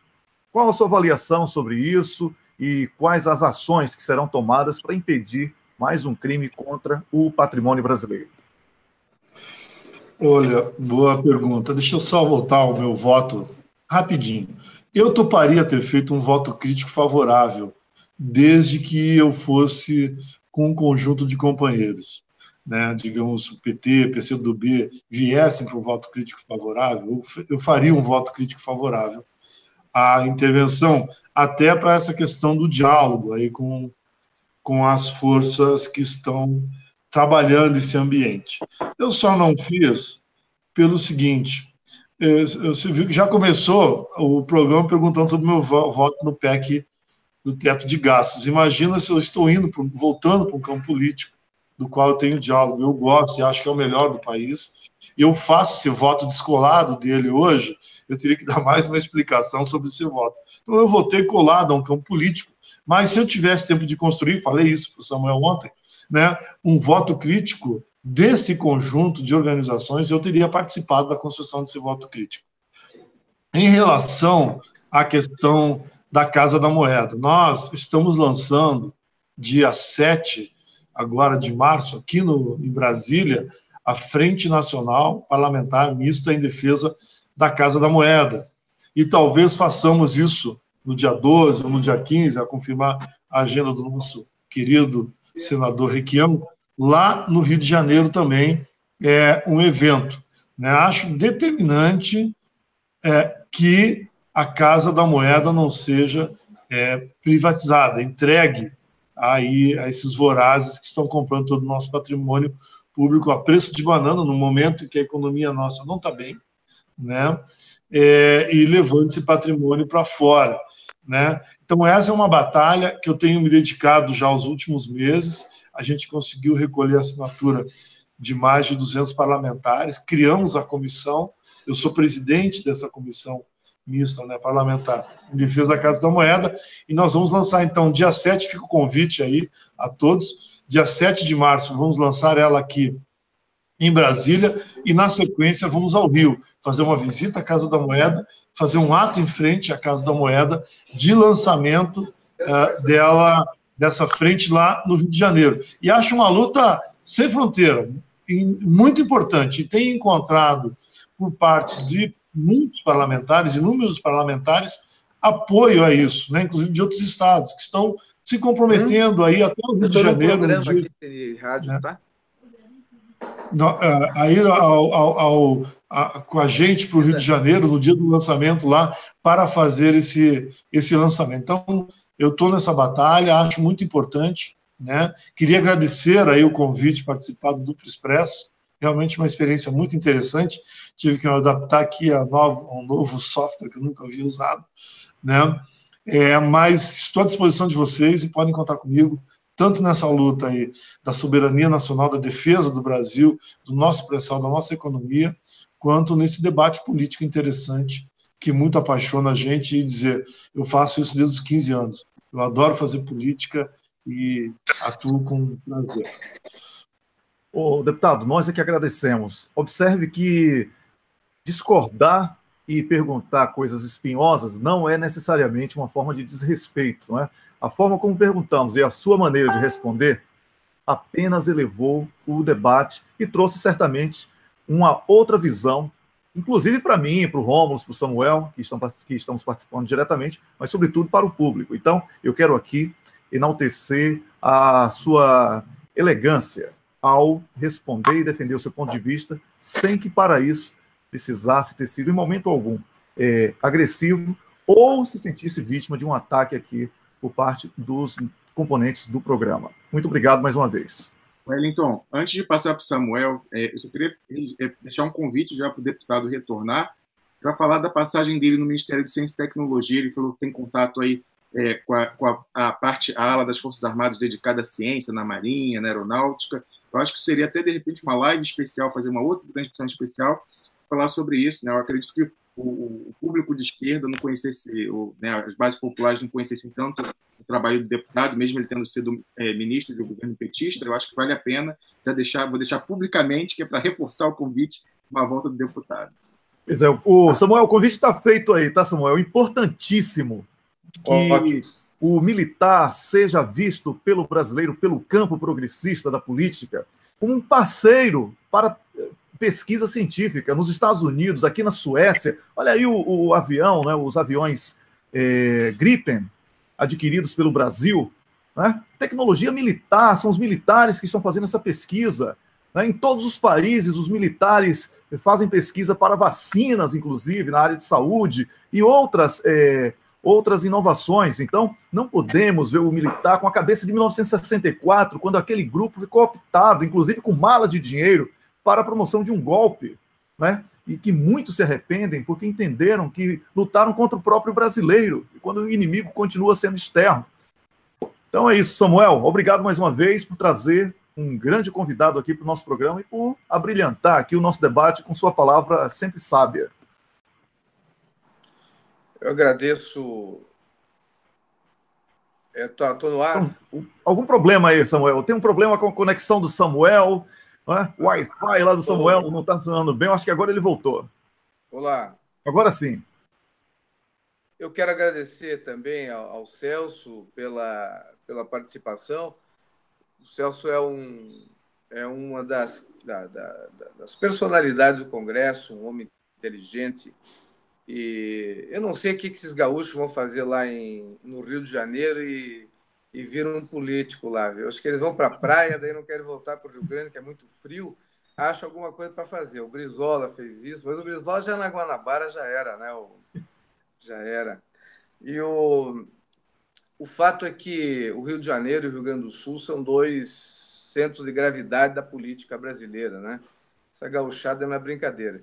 Meus antepassados chegaram lá no Porto Rio Grande em 1790. Mas eu queria dizer uma coisa que me ocorreu, depois esqueci, que é o seguinte: eu falei que os Estados Unidos são inimigos do Brasil.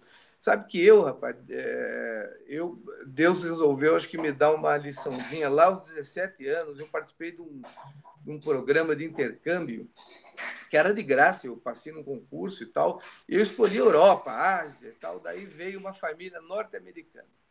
Aí eu disse, bem, eu já tinha, como nós estamos da política, a gente já vem meio formatado, né, para essas coisas. Eu pensava do jeito que eu pensava agora, com mais aquele furor de adolescente. Mas eu entendi que realmente família, o povo é uma coisa. Claro que tem a cultura, tudo bem que os Estados Unidos tem essa cultura mesmo de achar que eles são o povo escolhido. Mas eu morei nos Estados Unidos, fiz lá o meu segundo grau, a minha escola, a minha formação segundo grau, eu concluí lá numa high school, lá no interior, nos Estados Unidos profundo, lá em Wisconsin, pertinho do Canadá, na região dos Grandes Lagos. Tenho para aquela família um amor, um carinho, me receberam como filho, tenho até hoje relações de afeto, e como tenho amigos em vários lugares dos Estados Unidos. Então, a gente é bom até dizer isso para as pessoas. É claro que o nosso público é inteligente o suficiente para entender essa distinção. Quando a gente fala num país, nós falamos num Estado, né? E numa determinada participação em função que ele tem no mundo. Não é, logicamente, os povos, no final das contas, somos muito parecidos, todos os povos, as famílias, os amores, os desamores, as amizades, respeitadas as culturas. No fundo, o ser humano é essa identidade. Para quem tem uma visão espiritual, eu sou daqueles que busca ter, somos todos filhos de Deus, etc. Mas, nesse mundão aqui, as coisas são um pouco mais complexas e nos colocam em situação de divisão. Os militares, eu concordo plenamente com você, Rômulo, e até eu selecionei, eu acho, sabe que o Vilas Boas, comandante do Exército, há uns 2 anos ele fez uma palestra, uma aula inaugural numa faculdade aqui de Brasília. É todo muito boa, 2 horas de conversa, mas os últimos 9 minutos eu selecionei e botei na minha página no Facebook, tem que ver se eu consigo encontrar, em que ele diz basicamente o seguinte: de 1930 a 1980, começo de 80, o Brasil tinha um projeto nacional, com Getúlio, aí vem Dutra, vem JK, vem Jango, e vem os militares que não abandonaram o projeto nacional no seu sentido maior. Não esqueçamos que para dar um exemplo claro, para que não fique dúvida, quando Angola promoveu a sua independência, que foi ao mesmo tempo se descolonizou de Portugal e virou um país socialista, o primeiro país do mundo a reconhecer Angola foi o Brasil. Quem era o presidente do Brasil? Era o Geisel, eram os militares. O primeiro país foi um país dentro da ditadura militar. O Kissinger pegou um avião e foi conversar com, claro, que inventou uma outra agenda e tal, e foi recebido pelo Geisel. Quando ele tocou neste assunto, o Geisel interrompeu a reunião e falou: este assunto não está na agenda da nossa reunião. Mandou Kissinger de volta para os Estados Unidos, porque não admitiu que os Estados Unidos viessem tratar das nossas relações internacionais. Esse era um assunto de interesse do Brasil. Nós temos com a África uma relação única. Só nós podemos ter, porque nós temos uma história ligada à diáspora africana, então, e outras coisas. Então, os militares tinham, mas também eu tenho uma dúvida e quero colocar no ar, acho que nós podemos discutir isso na volta do nosso querido amigo Panceira ao programa. Será que nós ainda temos militares nacionalistas em capacidade de entender o seu papel? Olha, eu quero contar uma experiência, vocês perguntam para o Requião depois. Eu organizei, fui convidado para ajudar a organizar a ida do Requião, uma palestra no Rio de Janeiro, no QG, na escola do QG do Exército, a Escola Superior do Exército. E a palestra era com os coronéis full, aqueles coronéis que estão no topo, no final da carreira, ou viram generais ou botam pijama. Então, o Requião preparou uma palestra evidente à altura daquele evento. Fez uma palestra tratando a estratégia, o papel do Brasil, etc., nacionalismo. Quando terminou a palestra, esperamos as perguntas, imaginamos um debate de estratégia nacional. Só vieram perguntas de pequenos projetos de orçamento, daqui, uma discussão completamente descolada do que o Requião tinha falado. Então, eu já não sei também que tipo de Forças Armadas. Claro que há os nacionalistas, mas eu quero dizer que para nós foi uma decepção, foi para o Requião, foi para mim. Nós imaginávamos um debate com as Forças Armadas, que aqueles serão os futuros generais, estavam já no topo da carreira, e acabamos tendo um debate com a corporação, com sindicalistas do orçamento na corporação militar. Então, enfim, fica aí a dúvida. Pois é. Nacionalismo é a bandeira que a gente é que tem que segurar ela. Mais uma vez, obrigado, deputado, obrigado, Samuel. O papo era para ser de meia hora, mas impossível com pessoas tão inteligentes. E sabemos que ocupamos o senhor um pouco a mais aí, viu, deputado? Mas não, quem é inteligente tem que pagar esse preço, viu? Nós aqui pegamos uma mangueira e ficamos puxando aí as boas ideias e as boas palavras, tá bom? Um abraço, então. Então, o deputado já está despedido também aqui, já fez a sua palavra final, o Samuel também. Então, Rômulo, agora vamos nos despedir aí dos dois. Daqui a pouco a gente vai ter a Patrícia Wauquiez com a gente. O Samuel também, um grande abraço. Agora, eu e o Rômulo seguimos aqui o Duplo Expresso. Você está assistindo ao programa Duplo Expresso, que vai ao ar de segunda a sexta, a partir das 6 da manhã. Eu sou o Wellington Calazans, falando ao vivo, direto de Estocolmo, capital da Suécia.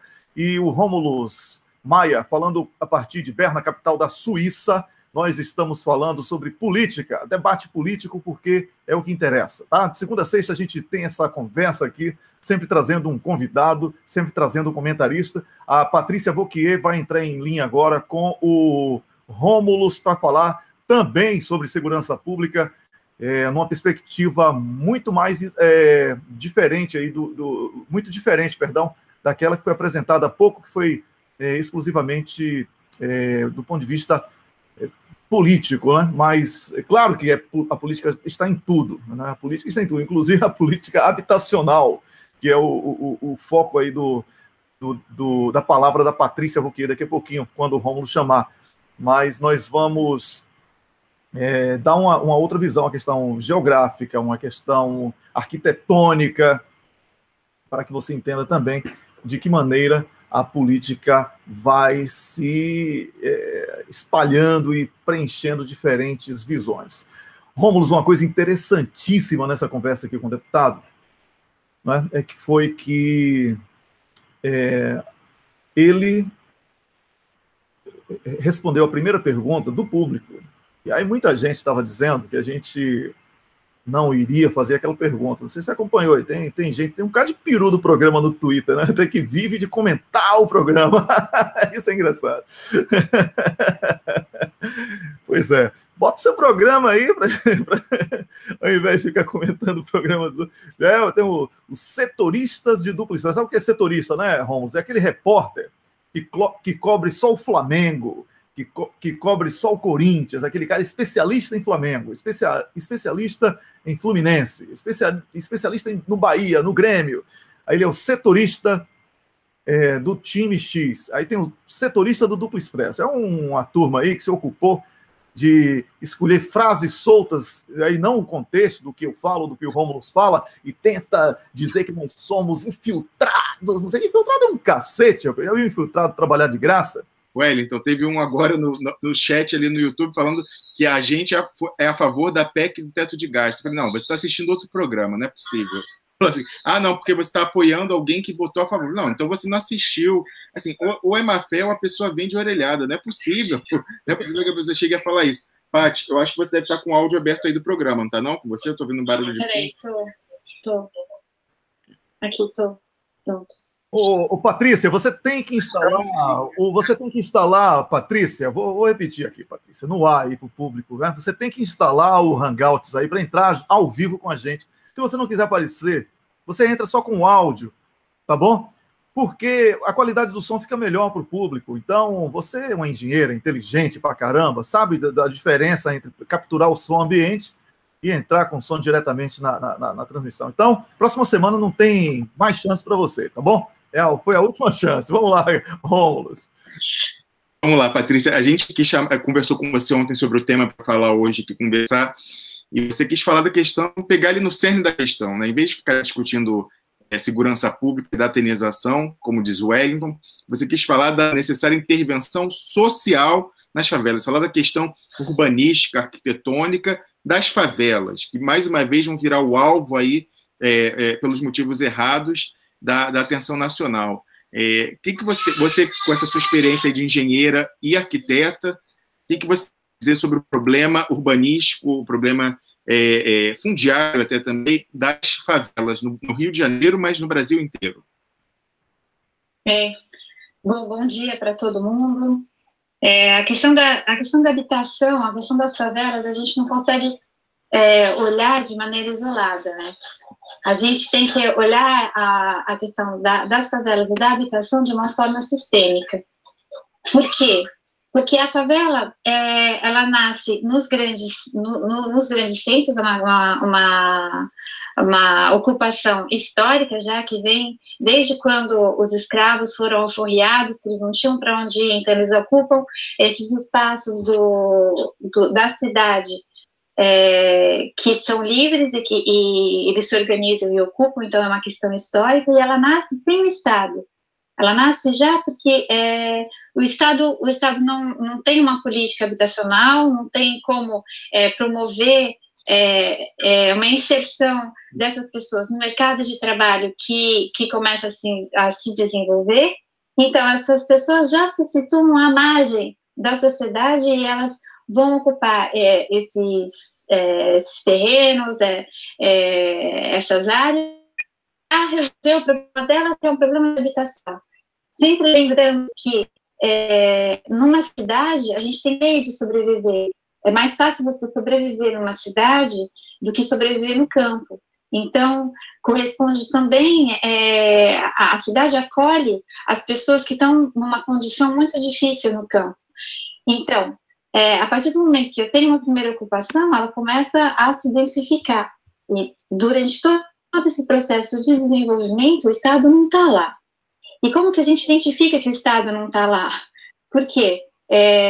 As ruas não são asfaltadas, as construções são feitas de acordo com as necessidades das pessoas, elas não obedecem um código de obras, uma regulamentação, tem muita água empoçada, é sempre perto de córrego ou de algum rio, porque a gente precisa da água para a gente viver. Então, não e tem, além de tudo, Paty, não tem saneamento básico, né? Então a água entra e vai sair. Como que ela vai sair da casa também é um problema. Então, e aí, como que o Estado, como é que essas pessoas elas vão se organizando e de uma maneira ou de outra elas vão conseguindo sobreviver, porque aí elas conseguem um emprego. Normalmente, se você for olhar, uma favela se instala sempre perto de uma região de alta renda. Então, por quê? Porque elas vão ser a mão de obra para trabalhar nas casas dessas pessoas de alta renda. E aí, o que acontece? Num primeiro momento, a política do governo foi uma política, a gente vai erradicar tudo. Só que eles viram que não tem condição de erradicar tudo, porque eles vão colocar todo esse pessoal aonde? E, além de tudo, onde que a gente vai colocar e aonde que a gente vai achar uma mão de obra que seja tão perto que possa prestar o serviço que as pessoas que moram na favela prestam. Então, a partir dos anos 60, o governo se conscientizou que a favela podia ser uma solução para a moradia. E, nesse meio tempo, a relação do Estado com a favela é a seguinte: eu não mexo em vocês ficam lá, então eu não preciso me preocupar com um programa de habitação popular, mas, ao mesmo tempo, eu só mexo em vocês se eu quiser o terreno. Então, por exemplo, em São Paulo, por exemplo, teve várias desocupações, teve várias expropriações, o mesmo no Rio, por causa das Olimpíadas, porque o governo reclamou para si o terreno que ele diz que estava ocupado pela favela. E aí vai ter conflito. Mas o Estado, ele fica como ele fica como um João sem graça. Ele não toma, desde que ele não precisa daquele terreno, ele também não toma partido. E aí, o que acontece? Como em qualquer luta pelo território, se você deixa um território vazio, alguém vai ocupar. E logo, quem ocupou foi o crime organizado. Só lembrando que a época até os anos 70, começo da década de 80, o crime organizado não estava presente na favela, no Rio. A favela era um local à margem, mas não era o crime organizado que tomava conta. Isso data da década de 70, começo da década de 80, que foi que aconteceu essa apropriação do crime organizado pelas favelas, que eles descobriram que lá eles podiam se organizar e podiam usar a população como uma frente para ajudar para eles, entre aspas, né, no crime organizado. E uma coisa que é importante ressaltar também é que, num determinado momento, quem estudava a favela tentou traçar um perfil de quem habita na favela. E o que a gente descobriu foi exatamente o contrário.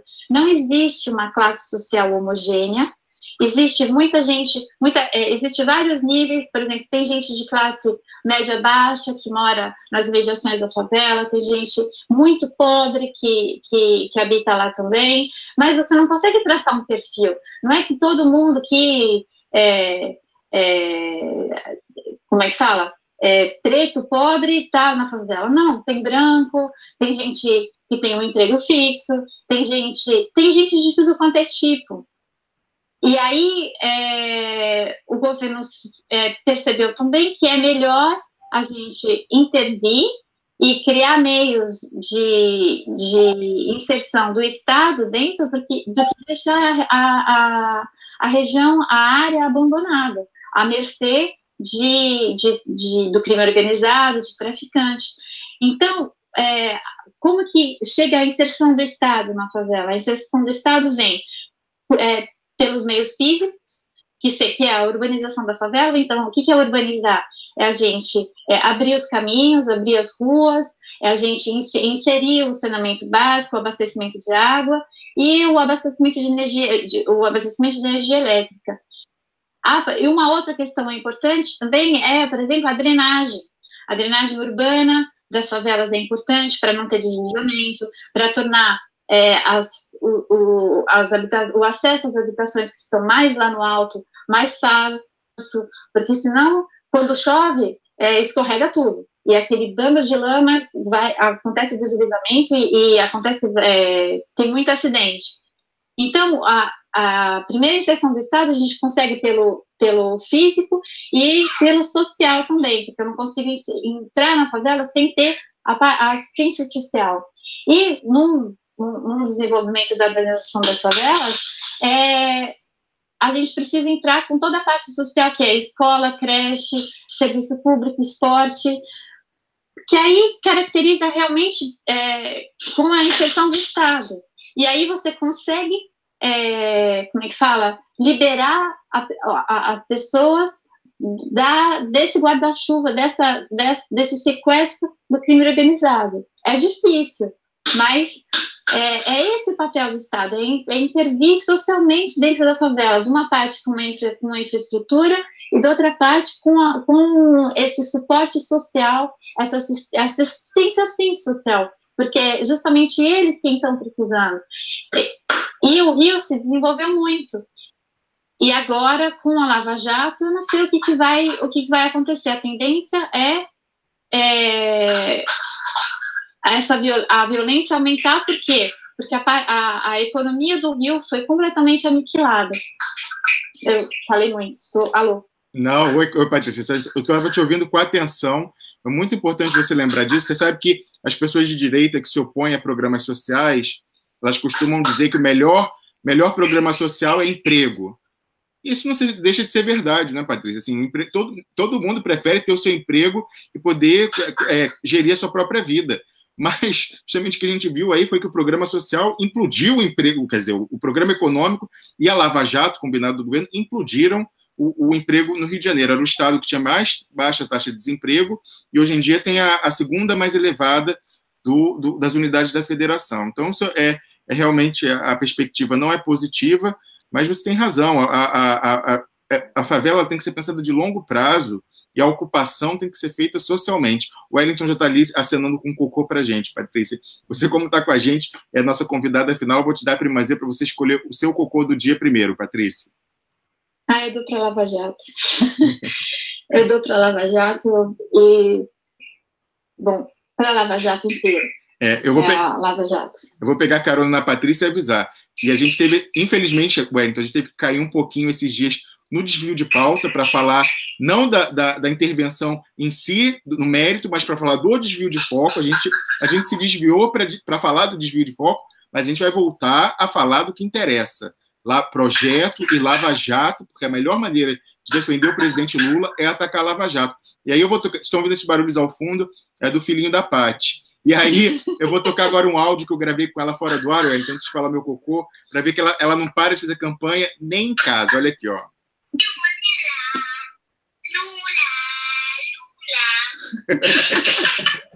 Com esse sotaque francês, eu leio lá, Lula, é um arraso. Aí agora ninguém segura, Patrícia. Ai, que fofo. Mãe coruja. Pois então, olha, Wellington, eu acho que o meu cocô do dia eu vou dar para os entreguistas, que também embarca Lava Jato, né? Mas como a gente falou aí com o deputado Celso Panceiro, toda a questão estratégica do Brasil, eu vou dar para essas pessoas, para essa elite que quer ser a nova elite colonial do Brasil, se contenta com isso e ignora os 206 milhões de brasileiros que vão ficar relegados à pobreza. Então, entreguistas, cocô do dia. Olha, Rômulo, eu tenho concordado ultimamente com o seu voto, mas hoje eu vou com o voto da Patrícia, porque eu acho que ela deu o nome certinho, assim, o problema do Rio de Janeiro. Todos os estados do Brasil possuem diferentes problemas, mas esse problema imediato do Rio de Janeiro é só olhar pouco mais de 5 anos, 4 anos, talvez até menos do que isso, o estado do Rio de Janeiro estava numa situação bem melhor, porque tinha emprego, a autoestima do povo estava elevada, a confiança do povo estava elevada. A Lava Jato, com aquele cinismo, aquela canalice de combate à corrupção, uma operação corrupta, falando de combate à corrupção, destruiu tudo isso que estava sendo construído no Rio de Janeiro. Então, essa intervenção é fruto da Lava Jato, a criminalidade elevada é fruto da Lava Jato, porque política não é consequência, política é causa. A causa de tudo isso foi quebrar a indústria de petróleo e gás, a cadeia produtiva que fazia do Rio de Janeiro um estado competitivo. Então, Lava Jato também, Patrícia, eu vou com esse voto. Mas quando você tocar a música, você tem toda a razão, e a própria Lava Jato vem com diversionismo, vão dizer que lá 2% do contrato do Cabral é o que quebrou o Rio. Não, quebrou o Rio foi a Lava Jato, o desmonte da cadeia de petróleo e gás, indústria naval, e eu devo dizer, Wellington, como carioca, registrar. O Rio vinha numa decadência, desde a transferência da capital, assim, lenta, gradual, mas certa. Vinha caindo, assim, a autoestima do carioca caindo, anos 70, anos 80. O Rio renasceu no governo Lula, governo Dilma, com aquela parceria com o governo federal. O governo federal sempre boicotou o Rio, na época do governo Brizola, era justamente para não projetá-lo nacionalmente, boicotava o Rio de Janeiro, e aí, finalmente, quando a gente teve a parceria com o governo federal, parou com essa política, e o governo federal apoiou, porque o Rio de Janeiro tem muitas terras ali no centro da cidade que pertencem à União, então, sem cooperar com a União, você não consegue fazer nada urbanística, nenhuma intervenção urbanística de peso no Rio de Janeiro. É herança de ter sido a capital por mais de 200 anos. Então, era assim, a gente estava renascendo, como você falou, tinha um recuperado orgulho, o presidente Lula trouxe a Olimpíada, tudo isso, e ver esse renascimento do Rio destruído por essas pessoas optadas pelos Estados Unidos realmente de lascar, mas a gente tem que dar resposta a eles, então vai ser esse ano que a gente vai dar. Pois é, então o cocô do dia vai para Lava Jato. Vamos dar meu voto, é Lava Jato. Pronto, é Lava Jato, é isso aí. Toda Lava Jato.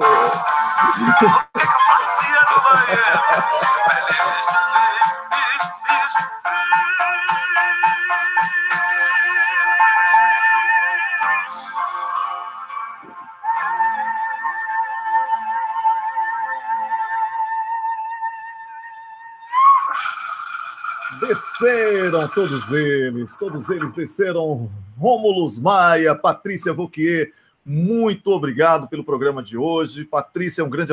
Já sabe, né, Patrícia? Terminando o programa aqui, vai logo instalando e testando aí o Hangouts. A gente quer você com vídeo também. Os comentaristas, condição sine qua non agora, todo mundo com vídeo aqui nesse negócio, todo mundo botando a cara, tá? É brincadeira, Patrícia. Se você não quiser, a gente respeita, mas o software tem que ser o Hangouts mesmo, tá? Tô brincando. Hoje tô brincalhão, viu, Rômulo? Porque depois que eu... Quando que você não tá brincalhão, Wellington? Quando que você não tá brincalhão? Ontem eu tava puto da vida. Isso aí, ontem eu tava puto da vida. Nossa Senhora. É porque... fica difícil, rapaz. Foi aquilo que Samuel falou, né? Vai dar uma palestra para generais, você tenta elevar o nível, trazer o debate lá para cima, para a gente. Aí o cara vem e dá aquela brochada, né? E aí é de lascar, né? Então, às vezes desanima, né? Às vezes a gente está falando assim, olha. Muita gente perguntando ontem, muita gente perguntando, mas vocês então são a favor da intervenção militar? Gente, preste atenção, é difícil, assim, a gente atinge vários públicos aqui, é evidente que a gente conta, desde o início a gente falou, não vai funcionar, mas a gente estava falando estrategicamente, olhando a política de 2018, olhando a questão da sucessão do Exército, que vai se dar daqui a um mês, qual facção a gente tem que fortalecer, e qual facção a gente não pode fortalecer com a nossa oposição externa. Essa era a questão, ver as consequências políticas disso. Não é evidente que todo mundo aqui era contra, mas é difícil. A gente tenta até um programa longo de 1h45, mas às vezes o pessoal tenta pegar aquela uma frase isolada do contexto e dizer. Então, eu entendo a sua indignação ontem, realmente a gente perde a paciência às vezes, mas a gente vai insistir, né, Wellington? Porque a gente é comprometido com a causa. Porque é o seguinte, eu já vi muita gente começar, como uma vez Miguel do Rosário me falou uma coisa muito interessante, né, Miguel lá do cafezinho. Wellington, começar um blog é fácil pra caramba, todo mundo começa num pique danado, posta 10, 15, 20 textos por dia, mas depois vai... O negócio é manter o blog. Então, como eu já estou aqui nessa brincadeira de aparecer todo dia com essa cara feia que eu tenho, né? Há quase um ano já, viu, Patrícia? Então, eu já venci pelo cansaço. Quem gosta, vem e assiste. Eu aí botei o Rômulo, que é mais bonitinho, aquele estereótipo do menino do filme. Tem Patrícia com esse sobrenome bonito, Vauquier, tá assim, todo francês, com biquinho e tudo. Então, eu acho que aí a gente vai vencendo pelo cansaço. Porque esses setoristas aí que ficam só pensando frases soltas para tentar rotular o meu trabalho e o seu, Rômulo.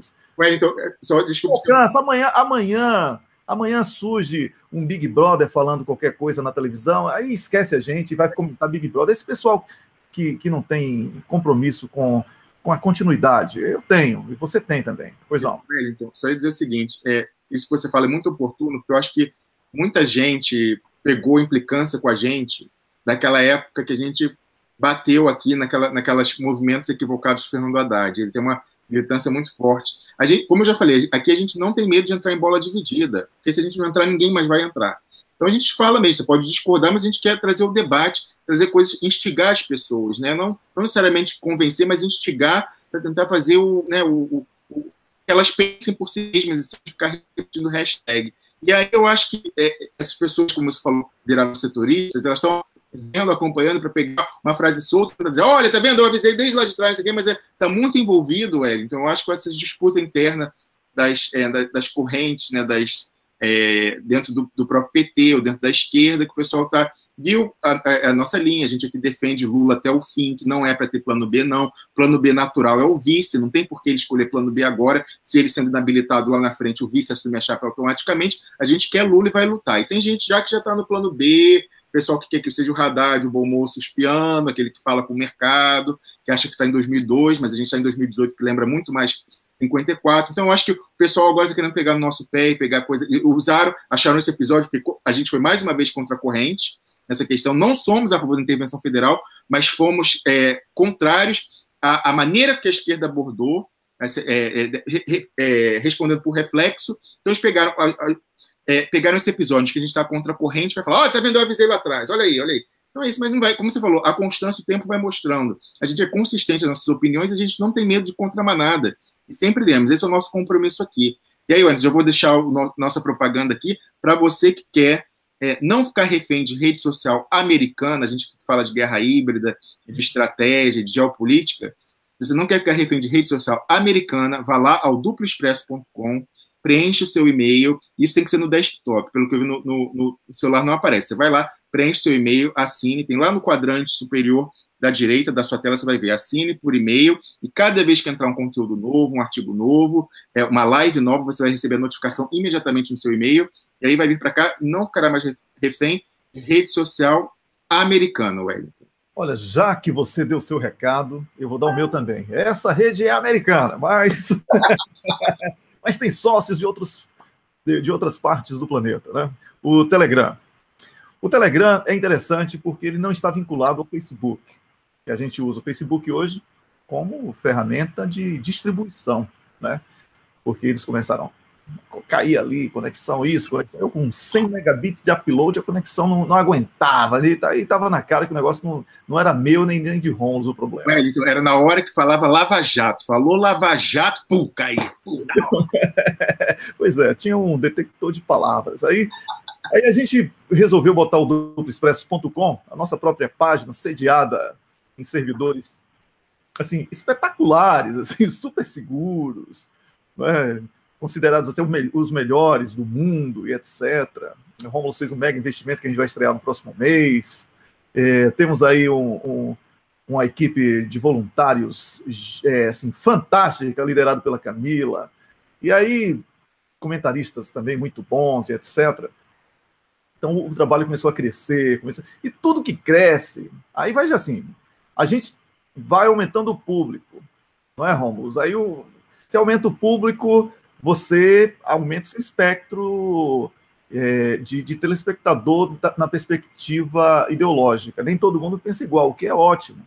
Né? O que é ótimo, que a gente defende a pluralidade. E aí você fala uma coisa, agrada a uns que... vou deixar de assistir. Outros, eu vou assistir porque eu estou gostando. Aí amanhã esse que disse que vai assistir porque está gostando, vai discordar de mim, de Romulo, e vai... Não pode abandonar assim. Né? A questão aqui é que esse programa é feito com o telespectador. Nós não temos patrocínio. Nós não temos patrocínio. Assim, aqui é tirado o meu tempo e o meu dinheiro e o dinheiro de Romulo para a gente bancar. E algumas doações, que somos muito gratos a quem faz doações. Então, aí a gente está agora fortalecendo o nosso canal. Eu não quero mais fortalecer canal. Nós usamos o YouTube e o Facebook porque são plataformas consagradas para hospedagem de algumas coisas. Mas nós temos também backup de tudo. Se amanhã eles resolverem tirar, imediatamente a gente volta ao ar com o backup. Então a gente pensou nas alternativas e a gente está agindo com inteligência. O Telegram é esse outro canal que nós temos. Se você tiver Telegram, você vai lá no Telegram e digita assim na busca, Duplo Expresso. Aí vai aparecer o nosso canal. Lá nesse canal, você fica sabendo, antes de todo mundo, o texto que vai ser publicado. Eu até publiquei ontem, por engano, os erros de gravação da gente do Drops. O pessoal quer ficar espionando a gente, pegar a palavra vazia. Olha, ontem a gente deu esse furo lá, botando sem edição a coisa, falando mal de todo mundo aí. Então, tinha erros de gravação lá, então eu publiquei sem querer, não dava mais tempo de deletar, deixa lá. Eu botei depois o certinho, mas tem texto, tem memes, tem GIFs, tem os anúncios das lives que fazemos com antecedência, tudo isso no Telegram. Então, se você usa o Telegram, não é vinculado ao Facebook, você não vai ficar refém do Lookback, não é? É Lookback ou Luzeback? Lookback, isso, Lookback.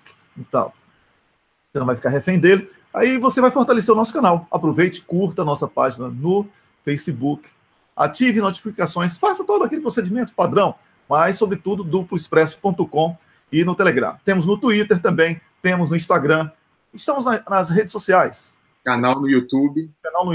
Dependemos de você, tá bom? Obrigado a você que assiste, gosta, compartilha, critica, mas de uma maneira respeitosa.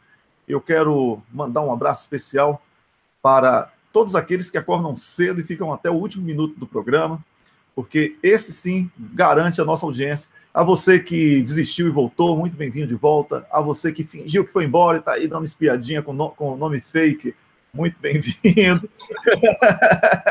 E eu quero dizer que nós estaremos de volta amanhã, às 6 da manhã, com mais um programa. É isso aí. Aproveitando que a parte está aqui, Wellington, vou fechar com mais uma vez o áudiozinho do nosso pequeno militante de sotaque francês. Olha aqui. Quero o vídeo, hein, Paty? Olha lá.